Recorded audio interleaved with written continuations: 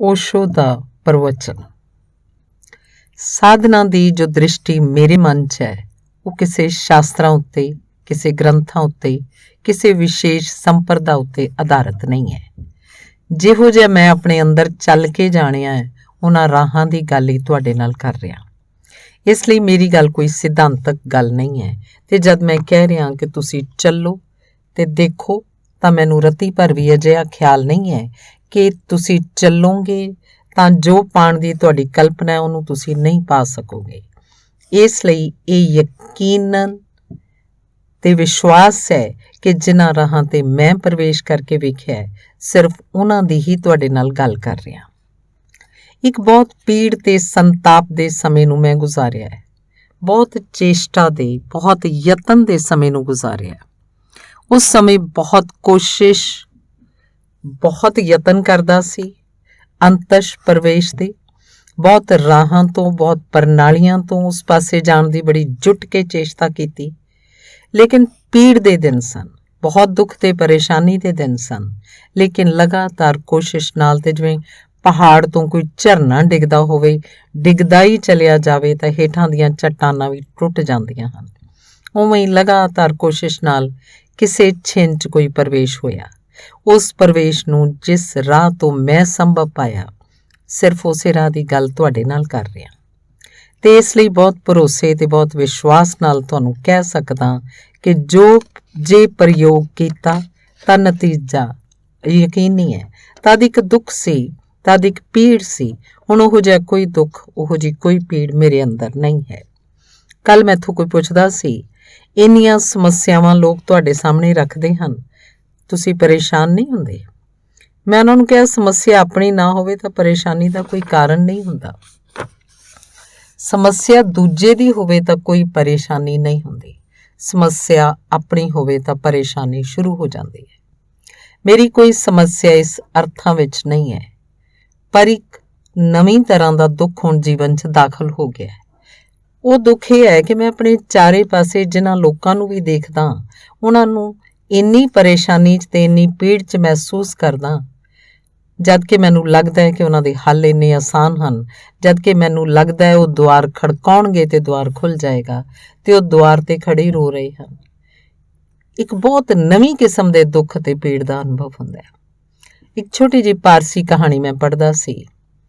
एक अन्ना आदमी ते उहदा एक मित्र एक रेगिस्तान नूं पार कर रहे सन। वो दोवें अलग-अलग सफ़र ते निकले सन। राह च मिलना हो गया। उस अख वाले आदमी ने उस अन्ने आदमी नूं अपने नाल लै लिया। वो कुछ दिन नाल-नाल चले, उन्हां च मित्रता गूढ़ी हो गई। एक दिन सवेरे अन्ना आदमी पहलां उठ खलोता।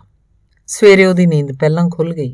ਉਹਨੇ ਟੋਹ ਕੇ ਆਪਣੀ ਸੋਟੀ ਲੱਭੀ। ਮਾਰੂਥਲ ਦੀ ਇੱਕ ਰਾਤ ਸੀ ਤੇ ਠੰਡ ਦੇ ਦਿਨ ਸਨ। ਸੋਟੀ ਤਾਂ ਉਹਨੂੰ ਨਹੀਂ ਮਿਲੀ। ਇੱਕ ਸੱਪ ਪਿਆ ਹੋਇਆ ਸੀ ਜੋ ਠੰਡ ਦਾ ਮਾਰਿਆ ਇੱਕਦਮ ਸੁੰਗੜ ਕੇ ਸਖਤ ਹੋ ਗਿਆ ਸੀ। ਉਹਨੇ ਉਹਨੂੰ ਚੁੱਕ ਲਿਆ। ਉਹਨੇ ਭਗਵਾਨ ਨੂੰ ਧੰਨਵਾਦ ਦਿੱਤਾ ਕਿ ਮੇਰੀ ਸੋਟੀ ਤਾਂ ਖੋ ਗਈ, ਪਰ ਉਸ ਨਾਲੋਂ ਬਹੁਤ ਜ਼ਿਆਦਾ ਬਿਹਤਰ ਤੇ ਬਹੁਤ ਚੀਕਣੀ ਤੇ ਬਹੁਤ ਸੁੰਦਰ ਸੋਟੀ ਤੂੰ ਮੈਨੂੰ ਦੇ ਦਿੱਤੀ। ਉਹਨੇ ਭਗਵਾਨ ਨੂੰ ਧੰਨਵਾਦ ਦਿੱਤਾ ਕਿ ਤੂੰ ਬੜਾ ਕਿਰਪਾਲੂ ਹੈ। ਉਹਨੇ ਉਸੇ ਸੋਟੀ ਨਾਲ ਆਪਣੇ ਅੱਖ ਵਾਲੇ ਮਿੱਤਰ ਨੂੰ ਹੁਜਕਾ ਦਿੱਤਾ ਤੇ ਉਠਾਉਣ ਦੀ ਕੋਸ਼ਿਸ਼ ਕੀਤੀ ਕਿ ਉੱਠ ਸਵੇਰ ਹੋ ਗਈ ਹੈ। ਉਹ ਅੱਖ ਵਾਲਾ ਮਿੱਤਰ ਉੱਠਿਆ, ਦੇਖ ਕੇ ਘਬਰਾ ਗਿਆ ਤੇ ਉਹਨੇ ਕਿਹਾ ਤੂੰ ਇਹ ਕੀ ਹੱਥ 'ਚ ਫੜ ਰੱਖਿਆ? ਇਹਨੂੰ ਇੱਕਦਮ ਛੱਡ ਦੇ, ਇਹ ਸੱਪ ਹੈ ਤੇ ਜੀਵਨ ਦੇ ਲਈ ਖਤਰਨਾਕ ਹੋ ਜਾਏਗਾ। ਉਹ ਅੰਨਾ ਆਦਮੀ ਬੋਲਿਆ ਮਿੱਤਰ, ਈਰਖਾ ਦੇ ਵਸ ਨੂੰ ਮੇਰੀ ਇਸ ਸੁੰਦਰ ਸੋਟੀ ਨੂੰ ਸੱਪ ਦੱਸ ਰਿਹਾ, ਚਾਹੁੰਦਾ ਹੈ ਕਿ ਮੈਨੂੰ ਛੱਡ ਦਿਆਂ ਤਾਂ ਤੂੰ ਇਹਨੂੰ ਚੁੱਕ ਲਵੇਂ। ਅੰਨਾ ਜ਼ਰੂਰ ਹਾਂ, ਪਰ ਇੰਨਾ ਨਾ ਸਮਝ ਨਹੀਂ ਆ। ਉਸ ਅੱਖ ਵਾਲੇ ਆਦਮੀ ਨੇ ਕਿਹਾ ਪਾਗਲ ਹੋ ਗਿਆ, ਇਹਨੂੰ ਇੱਕਦਮ ਛੱਡ ਦੇ, ਇਹ ਸੱਪ ਹੈ ਤੇ ਜੀਵਨ ਦਾ ਖਤਰਾ ਹੈ। ਅੰਨਾ ਆਦਮੀ ਹੱਸਿਆ ਤੇ ਬੋਲਿਆ ਤੂੰ ਇੰਨੇ ਦਿਨ ਮੇਰੇ ਨਾਲ ਰਿਹਾ, ਪਰ ਇਹ ਨਾ ਸਮਝ ਪਾਇਆ ਕਿ ਮੈਂ ਵੀ ਸਮਝਦਾਰ ਹਾਂ। ਮੇਰੀ ਸੋਟੀ ਗਵਾਚ ਗਈ ਹੈ ਤੇ ਪਰਮਾਤਮਾ ਨੇ ਇੱਕ ਬਹੁਤ ਸੁੰਦਰ ਸੋਟੀ ਮੈਨੂੰ ਦੇ ਦਿੱਤੀ ਹੈ, ਤਾਂ ਤੂੰ ਉਹਨੂੰ ਸੱਪ ਦੱਸ ਰਿਹਾ। ਉਹ ਅੰਨਾ ਆਦਮੀ ਗੁੱਸੇ 'ਚ ਮਿੱਤਰ ਦੀ ਈਰਖਾ ਤੇ ਸਾੜੇ ਨੂੰ ਵੇਖ ਕੇ ਆਪਣੇ ਰਾਹ ਤੇ ਚੱਲ ਪਿਆ। ਥੋੜ੍ਹੀ ਦੇਰ 'ਚ ਸੂਰਜ ਨਿਕਲਿਆ। ਉਸ ਸੱਪ ਦਾ ਕੜਾਅ ਖਤਮ ਹੋ ਗਿਆ, ਉਹਦੀ ਸਰਦੀ ਮਿਟ ਗਈ, ਉਸ 'ਚ ਪ੍ਰਾਣ ਦਾ ਸੰਚਾਰ ਹੋਇਆ ਤੇ ਉਹਨੇ ਉਸ ਅੰਨੇ ਆਦਮੀ ਨੂੰ ਕੱਟ ਲਿਆ। ਮੈਂ ਜਿਸ ਦੁੱਖ ਦੀ ਤੁਹਾਨੂੰ ਗੱਲ ਕਹਿ ਰਿਹਾ, ਇਹ ਉਹੀ ਦੁੱਖ ਹੈ ਜੋ ਉਸ ਸਵੇਰ ਉਸ ਅੱਖ ਵਾਲੇ ਆਦਮੀ ਨੂੰ ਉਸ ਅੰਨੇ ਮਿੱਤਰ ਦੇ ਪ੍ਰਤੀ ਹੋਇਆ ਹੋਏਗਾ। ਉਵੇਂ ਇੱਕ ਦੁੱਖ ਸਾਨੂੰ ਚਾਰੇ ਪਾਸੇ ਜੋ ਲੋਕ ਦਿਖਾਈ ਪੈਂਦੇ ਹਨ ਉਹਨਾਂ ਦੇ ਪ੍ਰਤੀ ਮੈਨੂੰ ਮਹਿਸੂਸ ਹੁੰਦਾ ਹੈ। ਉਹ ਜੋ ਅਸੀਂ ਹੱਥ 'ਚ ਫੜ ਰੱਖਿਆ ਹੈ ਉਹ ਸੋਟੀ ਨਹੀਂ ਹੈ, ਉਹ ਜੋ ਹੱਥ ਫੜਿਆ ਹੋਇਆ ਉਹ ਸੱਪ ਹੈ।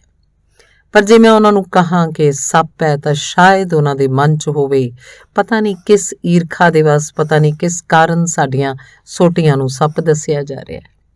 ਇਹ ਮੈਂ ਕਿਸੇ ਹੋਰ ਦੀ ਖਾਤਰ ਨਹੀਂ ਕਹਿ ਰਿਹਾ, ਇਹ ਮੈਂ ਤੁਹਾਡੀ ਖਾਤਰ ਕਹਿ ਰਿਹਾ। ਅਜਿਹਾ ਨਾ ਸੋਚਣਾ ਕਿ ਤੁਹਾਡੇ ਗੁਆਂਢ ਵਿੱਚ ਜਿਹੜੇ ਬੈਠੇ ਹਨ ਉਹਨਾਂ ਦੀ ਖਾਤਰ ਕਹਿ ਰਿਹਾ, ਬਿਲਕੁਲ ਤੁਹਾਡੀ ਖਾਤਰ ਕਹਿ ਰਿਹਾ। ਤੁਹਾਡੇ ਸਭ ਦੇ ਹੱਥਾਂ 'ਚ ਮੈਨੂੰ ਸੱਪ ਦਿਖਾਈ ਪੈਂਦੇ ਹਨ ਅਤੇ ਤੁਸੀਂ ਜਿਨ੍ਹਾਂ ਨੂੰ ਵੀ ਸਹਾਰੇ ਸਮਝਿਆ ਹੋਇਆ ਤੇ ਡੰਗੋਰੀਆਂ ਸਮਝਿਆ ਹੋਇਆ ਉਹ ਕੋਈ ਸਹਾਰੇ ਨਹੀਂ ਹਨ ਤੇ ਕੋਈ ਡੰਗੋਰੀਆਂ ਨਹੀਂ ਹਨ। ਪਰ ਇਸ ਤੋਂ ਪਹਿਲਾਂ ਕਿ ਤੁਸੀਂ ਰਾਹ ਛੱਡ ਕੇ ਚਲੇ ਜਾਓ ਤੇ ਸਮਝੋ ਕਿ ਮੈਂ ਈਰਖਾ ਵਸ ਤੁਹਾਡੀ ਡੰਗੋਰੀ ਖੋਣ ਦੀ ਕੋਈ ਗੱਲ ਆਖੀ ਹੈ, ਇਸ ਲਈ ਇੱਕਦਮ ਉਹਨੂੰ ਸੱਪ ਨਹੀਂ ਕਹਿੰਦਾ। ਸਹਿਜੇ ਸਹਿਜੇ ਤੁਹਾਨੂੰ ਇਹ ਸਮਝਾਉਣ ਦੀ ਕੋਸ਼ਿਸ਼ ਕਰਦਾ ਕਿ ਜੋ ਤੁਸੀਂ ਫੜਿਆ ਹੋਇਆ ਉਹ ਗਲਤ ਹੈ, ਬਲਕਿ ਇਹ ਵੀ ਨਹੀਂ ਕਹਿੰਦਾ ਕਿ ਜੋ ਫੜਿਆ ਹੋਇਆ ਉਹ ਗਲਤ ਹੈ। ਮੈਂ ਇਹੀ ਕਹਿਣਾ ਕਿ ਕੁਝ ਹੋਰ ਵੀ ਸ੍ਰੇਸ਼ਟ ਹੈ ਜੋ ਫੜਿਆ ਜਾ ਸਕਦਾ ਹੈ, ਕਿਸੇ ਹੋਰ ਵਿਰਾਟ ਆਨੰਦ ਨੂੰ ਫੜਿਆ ਜਾ ਸਕਦਾ ਹੈ, ਜੀਵਨ ਵਿੱਚ ਕਿਸੇ ਹੋਰ ਵੱਡੇ ਸੱਚ ਨੂੰ ਫੜਿਆ ਜਾ ਸਕਦਾ ਹੈ। ਜੋ ਤੁਸੀਂ ਫੜ ਰੱਖਿਆ ਹੈ ਉਹ ਤੁਹਾਨੂੰ ਡੁੱਬਣ ਦਾ ਕਾਰਨ ਬਣ ਜਾਏਗਾ। ਜੀਵਨ ਭਰ ਅਸੀਂ ਜੋ ਕਰਦੇ ਹਾਂ ਉਹੀ ਸਾਨੂੰ ਡੋਬ ਦਿੰਦਾ ਹੈ, ਸਾਰੇ ਜੀਵਨ ਨੂੰ ਨਸ਼ਟ ਕਰ ਦਿੰਦਾ ਹੈ। ਤੇ ਜਦ ਜੀਵਨ ਨਸ਼ਟ ਹੋ ਜਾਂਦਾ ਹੈ, ਖਤਮ ਹੋ ਜਾਂਦਾ ਹੈ, ਤਦ ਸਾਨੂੰ ਜੋ ਪੀੜ ਤੇ ਪਰੇਸ਼ਾਨੀ ਪਕੜਦੀ ਹੈ, ਮੌਤ ਦੇ ਛਿਨ ਵਿੱਚ, ਅੰਤਿਮ ਦਿਨਾਂ ਵਿੱਚ ਜੋ ਮਨੁੱਖ ਨੂੰ ਕਸ਼ਟ ਪਕੜ ਲੈਂਦਾ ਹੈ, ਉਹੀ ਹੁੰਦਾ ਹੈ ਕਿ ਇੱਕ ਬਹੁਤ ਅਨੋਖਾ ਜੀਵਨ ਮੈਂ ਫਜ਼ੂਲ ਗੁਆ ਦਿੱਤਾ।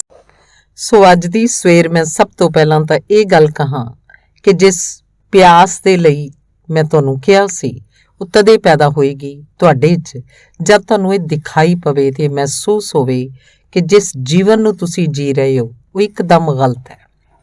ਉਸ ਪਿਆਸ ਦਾ ਜਨਮ ਤਦੇ ਹੋਏਗਾ ਜਦ ਤੁਸੀਂ ਸਮਝੋ ਕਿ ਤੁਸੀਂ ਜਿਸ ਜੀਵਨ ਨੂੰ ਜੀ ਰਹੇ ਹੋ ਉਹ ਗਲਤ ਹੈ ਤੇ ਸਾਰਥਕ ਨਹੀਂ ਹੈ। ਤੇ ਕੀ ਇਹ ਬਹੁਤ ਕਠਿਨ ਗੱਲ ਹੈ ਸਮਝ ਲੈਣਾ ਕਿ ਤੁਸੀਂ ਸੋਚਦੇ ਹੋ ਜੋ ਤੁਸੀਂ ਇਕੱਠਾ ਕਰ ਰਹੇ ਹੋ ਉਹ ਸੱਚਮੁੱਚ ਹੀ ਸੰਪਤੀ ਹੈ? ਕੀ ਤੁਸੀਂ ਸੋਚਦੇ ਹੋ ਜੋ ਤੁਸੀਂ ਇਕੱਠਾ ਕਰ ਰਹੇ ਹੋ ਉਸ ਨਾਲ ਤੁਹਾਨੂੰ ਜੀਵਨ ਉਪਲਬਧ ਹੋਏਗਾ? ਕੀ ਤੁਸੀਂ ਸੋਚਦੇ ਹੋ ਕਿ ਜੋ ਮਿਹਨਤ ਤੁਸੀਂ ਕਰ ਰਹੇ ਹੋ ਜਿਨ੍ਹਾਂ ਦਿਸ਼ਾਵਾਂ ਵਿੱਚ, ਉਹਨਾਂ ਦਿਸ਼ਾਵਾਂ 'ਚ ਤੁਸੀਂ ਪਾਣੀ ਉੱਤੇ, ਰੇਤ ਉੱਤੇ ਮਹਿਲ ਖੜੇ ਕਰ ਰਹੇ ਹੋ ਜਾਂ ਕਿ ਕਿਸੇ ਚੱਟਾਨ ਉੱਤੇ ਨਹੀਂ ਰੱਖ ਰਹੇ ਹੋ? ਇਹਨੂੰ ਜ਼ਰਾ ਵਿਚਾਰਨਾ, ਇਸ ਉੱਤੇ ਜ਼ਰਾ ਸੋਚ ਵਿਚਾਰ ਕਰਨਾ ਜ਼ਰੂਰੀ ਹੈ। ਜੋ ਲੋਕ ਵੀ ਥੋੜ੍ਹੀ ਜਿਹੀ ਸੋਚ ਤੇ ਵਿਚਾਰ ਕਰਨਗੇ ਜੀਵਨ ਦੇ ਸੰਬੰਧ ਵਿੱਚ, ਉਹਨਾਂ ਦੀ ਪਿਆਸ ਜਾਗਣੀ ਸ਼ੁਰੂ ਹੋ ਜਾਏਗੀ। ਸੱਚ ਦੀ ਪਿਆਸ ਸੋਚਣ ਤੇ ਵਿਚਾਰ ਕਰਨ ਤੋਂ ਪੈਦਾ ਹੁੰਦੀ ਹੈ। ਸਾਡੇ ਵਿੱਚੋਂ ਬਹੁਤ ਘੱਟ ਲੋਕ ਜੀਵਨ ਦੇ ਸੰਬੰਧ ਵਿੱਚ ਸੋਚਦੇ ਹਨ, ਬਹੁਤ ਘੱਟ ਲੋਕ। ਵਧੇਰੇ ਲੋਕ ਇਸ ਤਰ੍ਹਾਂ ਜਿਉਂਦੇ ਹਨ ਜਿਵੇਂ ਕੋਈ ਲੱਕੜ ਦੇ ਟੁਕੜੇ ਨੂੰ ਨਦੀ 'ਚ ਵਹਾ ਦੇ, ਉਹ ਵਹਿੰਦਾ ਚਲਿਆ ਜਾਏ ਤੇ ਲਹਿਰਾਂ ਉਹਨੂੰ ਜਿੱਥੇ ਲੈ ਜਾਣ ਉੱਥੇ ਚਲਾ ਜਾਏ। ਕੰਢਿਆਂ ਤੇ ਲੈ ਜਾਣ ਤਾਂ ਕੰਢਿਆਂ ਤੇ ਚਲਾ ਜਾਏ ਤੇ ਮਝਧਾਰ 'ਚ ਲੈ ਆਉਣ ਤਾਂ ਮਝਧਾਰ 'ਚ ਆ ਜਾਏ। ਉਹਦਾ ਆਪਣਾ ਕੋਈ ਜੀਵਨ ਨਹੀਂ ਹੁੰਦਾ।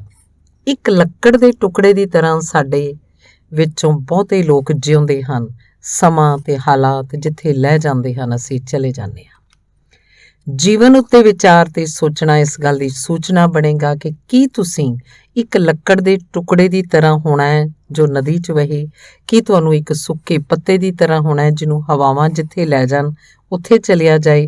ਜਾਂ ਤੁਸੀਂ ਇੱਕ ਵਿਅਕਤੀ ਬਣਨਾ ਹੈ, ਇੱਕ ਇੰਡੀਵਿਜੂਅਲ, ਇੱਕ ਵਿਅਕਤੀ, ਇੱਕ ਚੇਤਨ ਵਿਅਕਤੀ ਜਿਹਦੀ ਆਪਣੀ ਜੀਵਨ ਦੀ ਦਿਸ਼ਾ ਹੈ, ਜਿਹਨੇ ਤੈਅ ਕੀਤਾ ਕਿ ਕਿੱਥੇ ਜਾਣਾ, ਕਿੱਥੇ ਪਹੁੰਚਣਾ ਤੇ ਜਿਹਨੇ ਤੈਅ ਕੀਤਾ ਕਿ ਕੀ ਬਣਨਾ ਹੈ ਤੇ ਕੀ ਹੋਣਾ ਹੈ, ਜਿਹਨੇ ਆਪਣੇ ਜੀਵਨ ਨੂੰ ਆਪਣੇ ਹੱਥ 'ਚ ਲਿਆ ਹੈ ਤੇ ਉਹਦੀ ਉਸਾਰੀ ਨੂੰ ਆਪਣੇ ਹੱਥ 'ਚ ਲਿਆ ਹੈ। ਮਨੁੱਖ ਦੀ ਸਭ ਤੋਂ ਵੱਡੀ ਕਿਰਤ ਖੁਦ ਮਨੁੱਖ ਹੈ। ਮਨੁੱਖ ਦੀ ਸਭ ਤੋਂ ਵੱਡੀ ਸਿਰਜਣਾ ਆਪੇ ਦੀ ਉਸਾਰੀ ਹੈ। ਹੋਰ ਤੁਸੀਂ ਕੁਝ ਵੀ ਬਣਾਓ, ਉਹ ਬਣਾਉਣਾ ਕਿਸੇ ਕੰਮ ਦਾ ਨਹੀਂ ਹੈ। ਉਹ ਸਭ ਪਾਣੀ ਉੱਤੇ ਖਿੱਚੀਆਂ ਲਕੀਰਾਂ ਦੀ ਤਰ੍ਹਾਂ ਇੱਕ ਦਿਨ ਮਿਟ ਜਾਏਗਾ।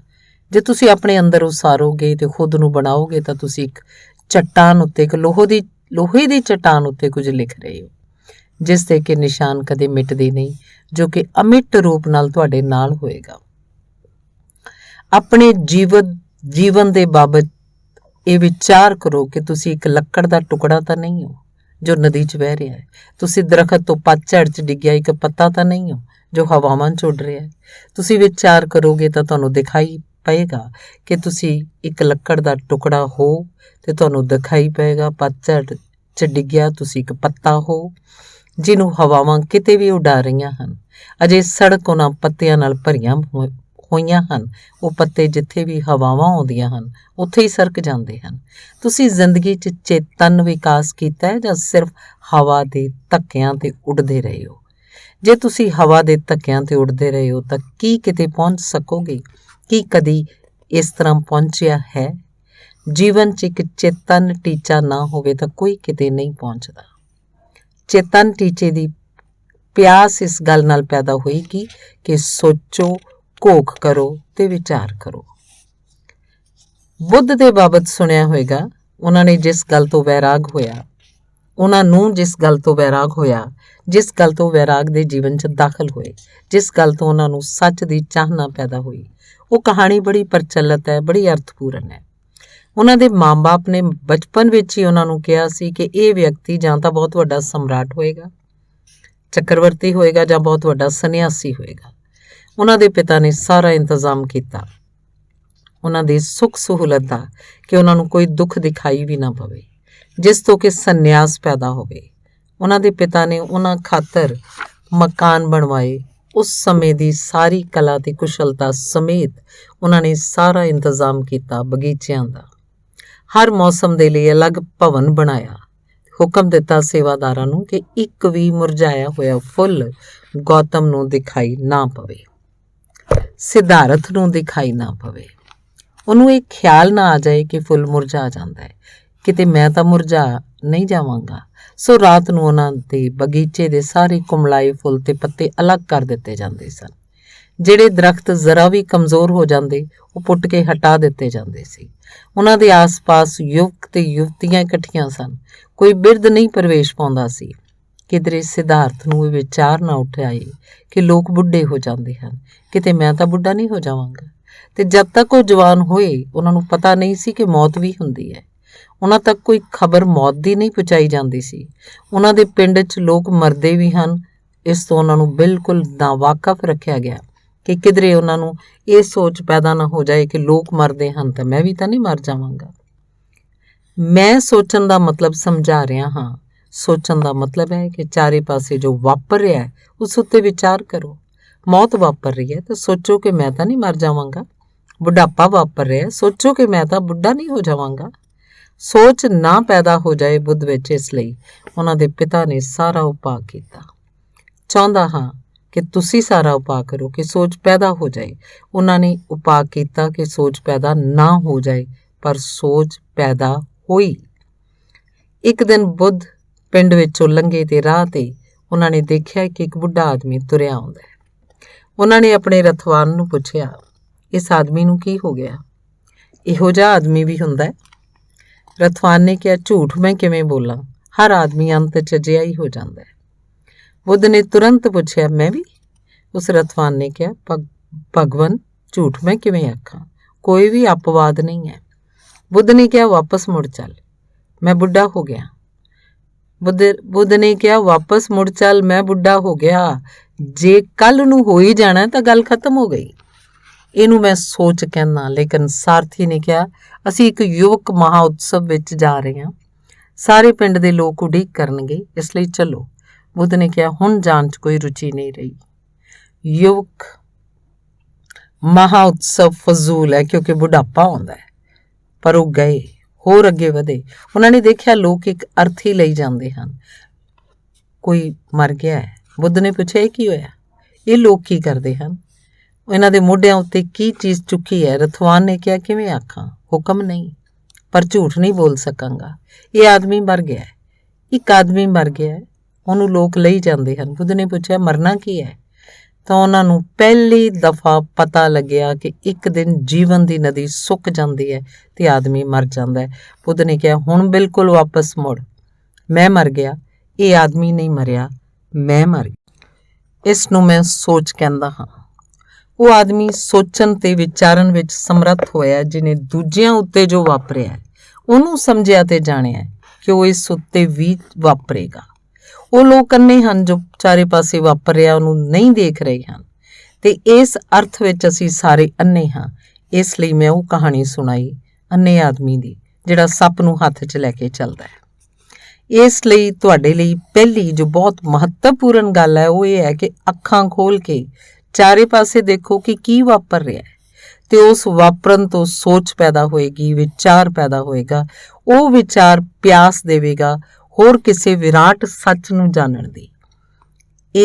ਇਸ ਪੀੜ ਨੂੰ ਬਹੁਤ ਮੈਂ ਅਨੁਭਵ ਕੀਤਾ। ਉਹ ਪੀੜ ਗਈ ਤੇ ਉਹਦੇ ਜਾਣ 'ਚ ਜਿਹੜੀਆਂ ਪੌੜੀਆਂ ਮੈਨੂੰ ਦਿਖਾਈ ਪੈਣੀਆਂ ਸ਼ੁਰੂ ਹੋਈਆਂ, ਉਹਨਾਂ ਪੌੜੀਆਂ 'ਚੋਂ ਪਹਿਲੀ ਪੌੜੀ ਦੀ ਅੱਜ ਮੈਂ ਚਰਚਾ ਕਰਾਂਗਾ। ਅਜਿਹਾ ਮੈਨੂੰ ਦਿਖਾਈ ਪੈਂਦਾ ਹੈ ਕਿ ਪਰਮ ਜੀਵ ਵਿੱਚ ਜਾਂ ਪਰਮਾਤਮਾ ਜਾਂ ਆਤਮਾ ਜਾਂ ਸੱਚ ਨੂੰ ਪਾਉਣ ਦੇ ਲਈ ਦੋ ਗੱਲਾਂ ਜ਼ਰੂਰੀ ਹਨ। ਇੱਕ ਗੱਲ ਤਾਂ ਜ਼ਰੂਰੀ ਹੈ ਜੋ ਦਾਇਰੇ ਦੀ ਜ਼ਰੂਰਤ ਹੈ, ਸਮਝੋ ਸਾਧਨਾ ਦਾ ਦਾਇਰਾ, ਤੇ ਇਹ ਗੱਲ ਜ਼ਰੂਰੀ ਹੈ ਜਿਹਨੂੰ ਅਸੀਂ ਕਹਾਂਗੇ ਸਾਧਨਾ ਦਾ ਕੇਂਦਰ ਜਾਂ ਸਾਧਨਾ ਦਾ ਸਰੀਰ ਤੇ ਸਾਧਨਾ ਦੀ ਆਤਮਾ। ਸਾਧਨਾ ਦੇ ਦਾਇਰੇ ਤੇ ਅੱਜ ਮੈਂ ਚਰਚਾ ਕਰਾਂਗਾ, ਅਤੇ ਕੱਲ ਸਾਧਨਾ ਉੱਤੇ ਜਾਂ ਸਾਧਨਾ ਦੇ ਕੇਂਦਰ ਉੱਤੇ ਤੇ ਪਰਸੋਂ ਸਾਧਨਾ ਦੇ ਨਤੀਜੇ ਉੱਤੇ। ਇਹ ਤਿੰਨ ਹੀ ਗੱਲਾਂ ਹਨ, ਸਾਧਨਾ ਦਾ ਦਾਇਰਾ, ਸਾਧਨਾ ਦਾ ਕੇਂਦਰ ਤੇ ਸਾਧਨਾ ਦਾ ਨਤੀਜਾ। ਜਿਉਂ ਜਾਂ ਇਉਂ ਕਹਿ ਸਕਦੇ ਹਾਂ ਕਿ ਸਾਧਨਾ ਦੀ ਭੂਮਿਕਾ ਸਾਧਨਾ ਤੇ ਸਾਧਨਾ ਦੀ ਸਿੱਧੀ। ਸਾਧਨਾ ਦੀ ਭੂਮਿਕਾ ਜਾਂ ਸਾਧਨਾ ਦੇ ਦਾਇਰੇ 'ਚ ਤੁਹਾਡਾ ਜੋ ਦਾਇਰਾ ਹੈ ਉਹੀ ਸੰਬੰਧਿਤ ਹੁੰਦਾ ਹੈ। ਤੁਹਾਡੀ ਸ਼ਖਸੀਅਤ ਦਾ ਦਾਇਰਾ ਤੁਹਾਡਾ ਸਰੀਰ ਹੈ, ਸਾਧਨਾ ਦਾ ਦਾਇਰਾ ਵੀ ਤੁਹਾਡਾ ਸਰੀਰ ਹੈ। ਸਾਧਨਾ ਦਾ ਬਿਲਕੁਲ ਮੁੱਢਲਾ ਕਦਮ ਤੁਹਾਡੇ ਸਰੀਰ ਉੱਤੇ ਰੱਖਣਾ ਹੁੰਦਾ ਹੈ। ਇਸ ਲਈ ਇੱਕ ਗੱਲ ਚੇਤੇ ਰੱਖਣਾ ਕਿ ਸਰੀਰ ਦੇ ਸੰਬੰਧ ਵਿੱਚ ਜੇਕਰ ਸੁਣੀ ਸੁਣਾਈ ਕੋਈ ਬੁਰੀ ਭਾਵਨਾ ਮਨ 'ਚ ਹੋਵੇ, ਉਹਨੂੰ ਸੁੱਟ ਦਿਓ। ਸਰੀਰ ਮਹਿਜ ਸਾਧਨ ਹੈ, ਸੰਸਾਰ ਦਾ ਵੀ ਤੇ ਸੱਚ ਦਾ ਵੀ। ਸਰੀਰ ਨਾ ਵੈਰੀ ਹੈ ਨਾ ਮਿੱਤਰ ਹੈ, ਸਰੀਰ ਮਹਿਜ ਸਾਧਨ ਹੈ। ਤੁਸੀਂ ਚਾਹੋ ਤਾਂ ਉਸ ਨਾਲ ਪਾਪ ਕਰੋ, ਚਾਹੋ ਤਾਂ ਪੁੰਨ ਕਰੋ, ਚਾਹੋ ਤਾਂ ਸੰਸਾਰ 'ਚ ਦਾਖਲ ਹੋ ਜਾਓ, ਚਾਹੋ ਤਾਂ ਪਰਮਾਤਮਾ 'ਚ ਪ੍ਰਵੇਸ਼ ਪਾ ਲਓ। ਸਰੀਰ ਮਹਿਜ ਸਾਧਨ ਹੈ, ਉਹਦੇ ਸੰਬੰਧ 'ਚ ਕੋਈ ਦੁਰਭਾਵ ਮਨ 'ਚ ਨਾ ਰੱਖਣਾ। ਅਜਿਹੀਆਂ ਬਹੁਤ ਸਾਰੀਆਂ ਗੱਲਾਂ ਪ੍ਰਚਲਿਤ ਹੋ ਗਈਆਂ ਹਨ ਕਿ ਸਰੀਰ ਦੁਸ਼ਮਣ ਹੈ, ਸਰੀਰ ਪਾਪ ਹੈ, ਸਰੀਰ ਬੁਰਾ ਹੈ, ਵੈਰੀ ਹੈ, ਤੇ ਉਹਦਾ ਦਮਨ ਕਰਨਾ ਹੈ। ਉਹ ਵੀ ਮੈਂ ਤੁਹਾਨੂੰ ਦੱਸਾਂ ਗਲਤ ਹਨ। ਨਾ ਸਰੀਰ ਵੈਰੀ ਹੈ, ਨਾ ਸਰੀਰ ਮਿੱਤਰ ਹੈ। ਤੁਸੀਂ ਉਹਦਾ ਜਿਹੋ ਜਿਹਾ ਉਪਯੋਗ ਕਰਦੇ ਹੋ ਉਹੀ ਉਹ ਸਾਬਤ ਹੋ ਜਾਂਦਾ ਹੈ। ਇਸ ਲਈ ਸਰੀਰ ਬੜਾ ਅਨੋਖਾ ਹੈ, ਸਰੀਰ ਬੜਾ ਹੀ ਅਨੋਖਾ ਹੈ।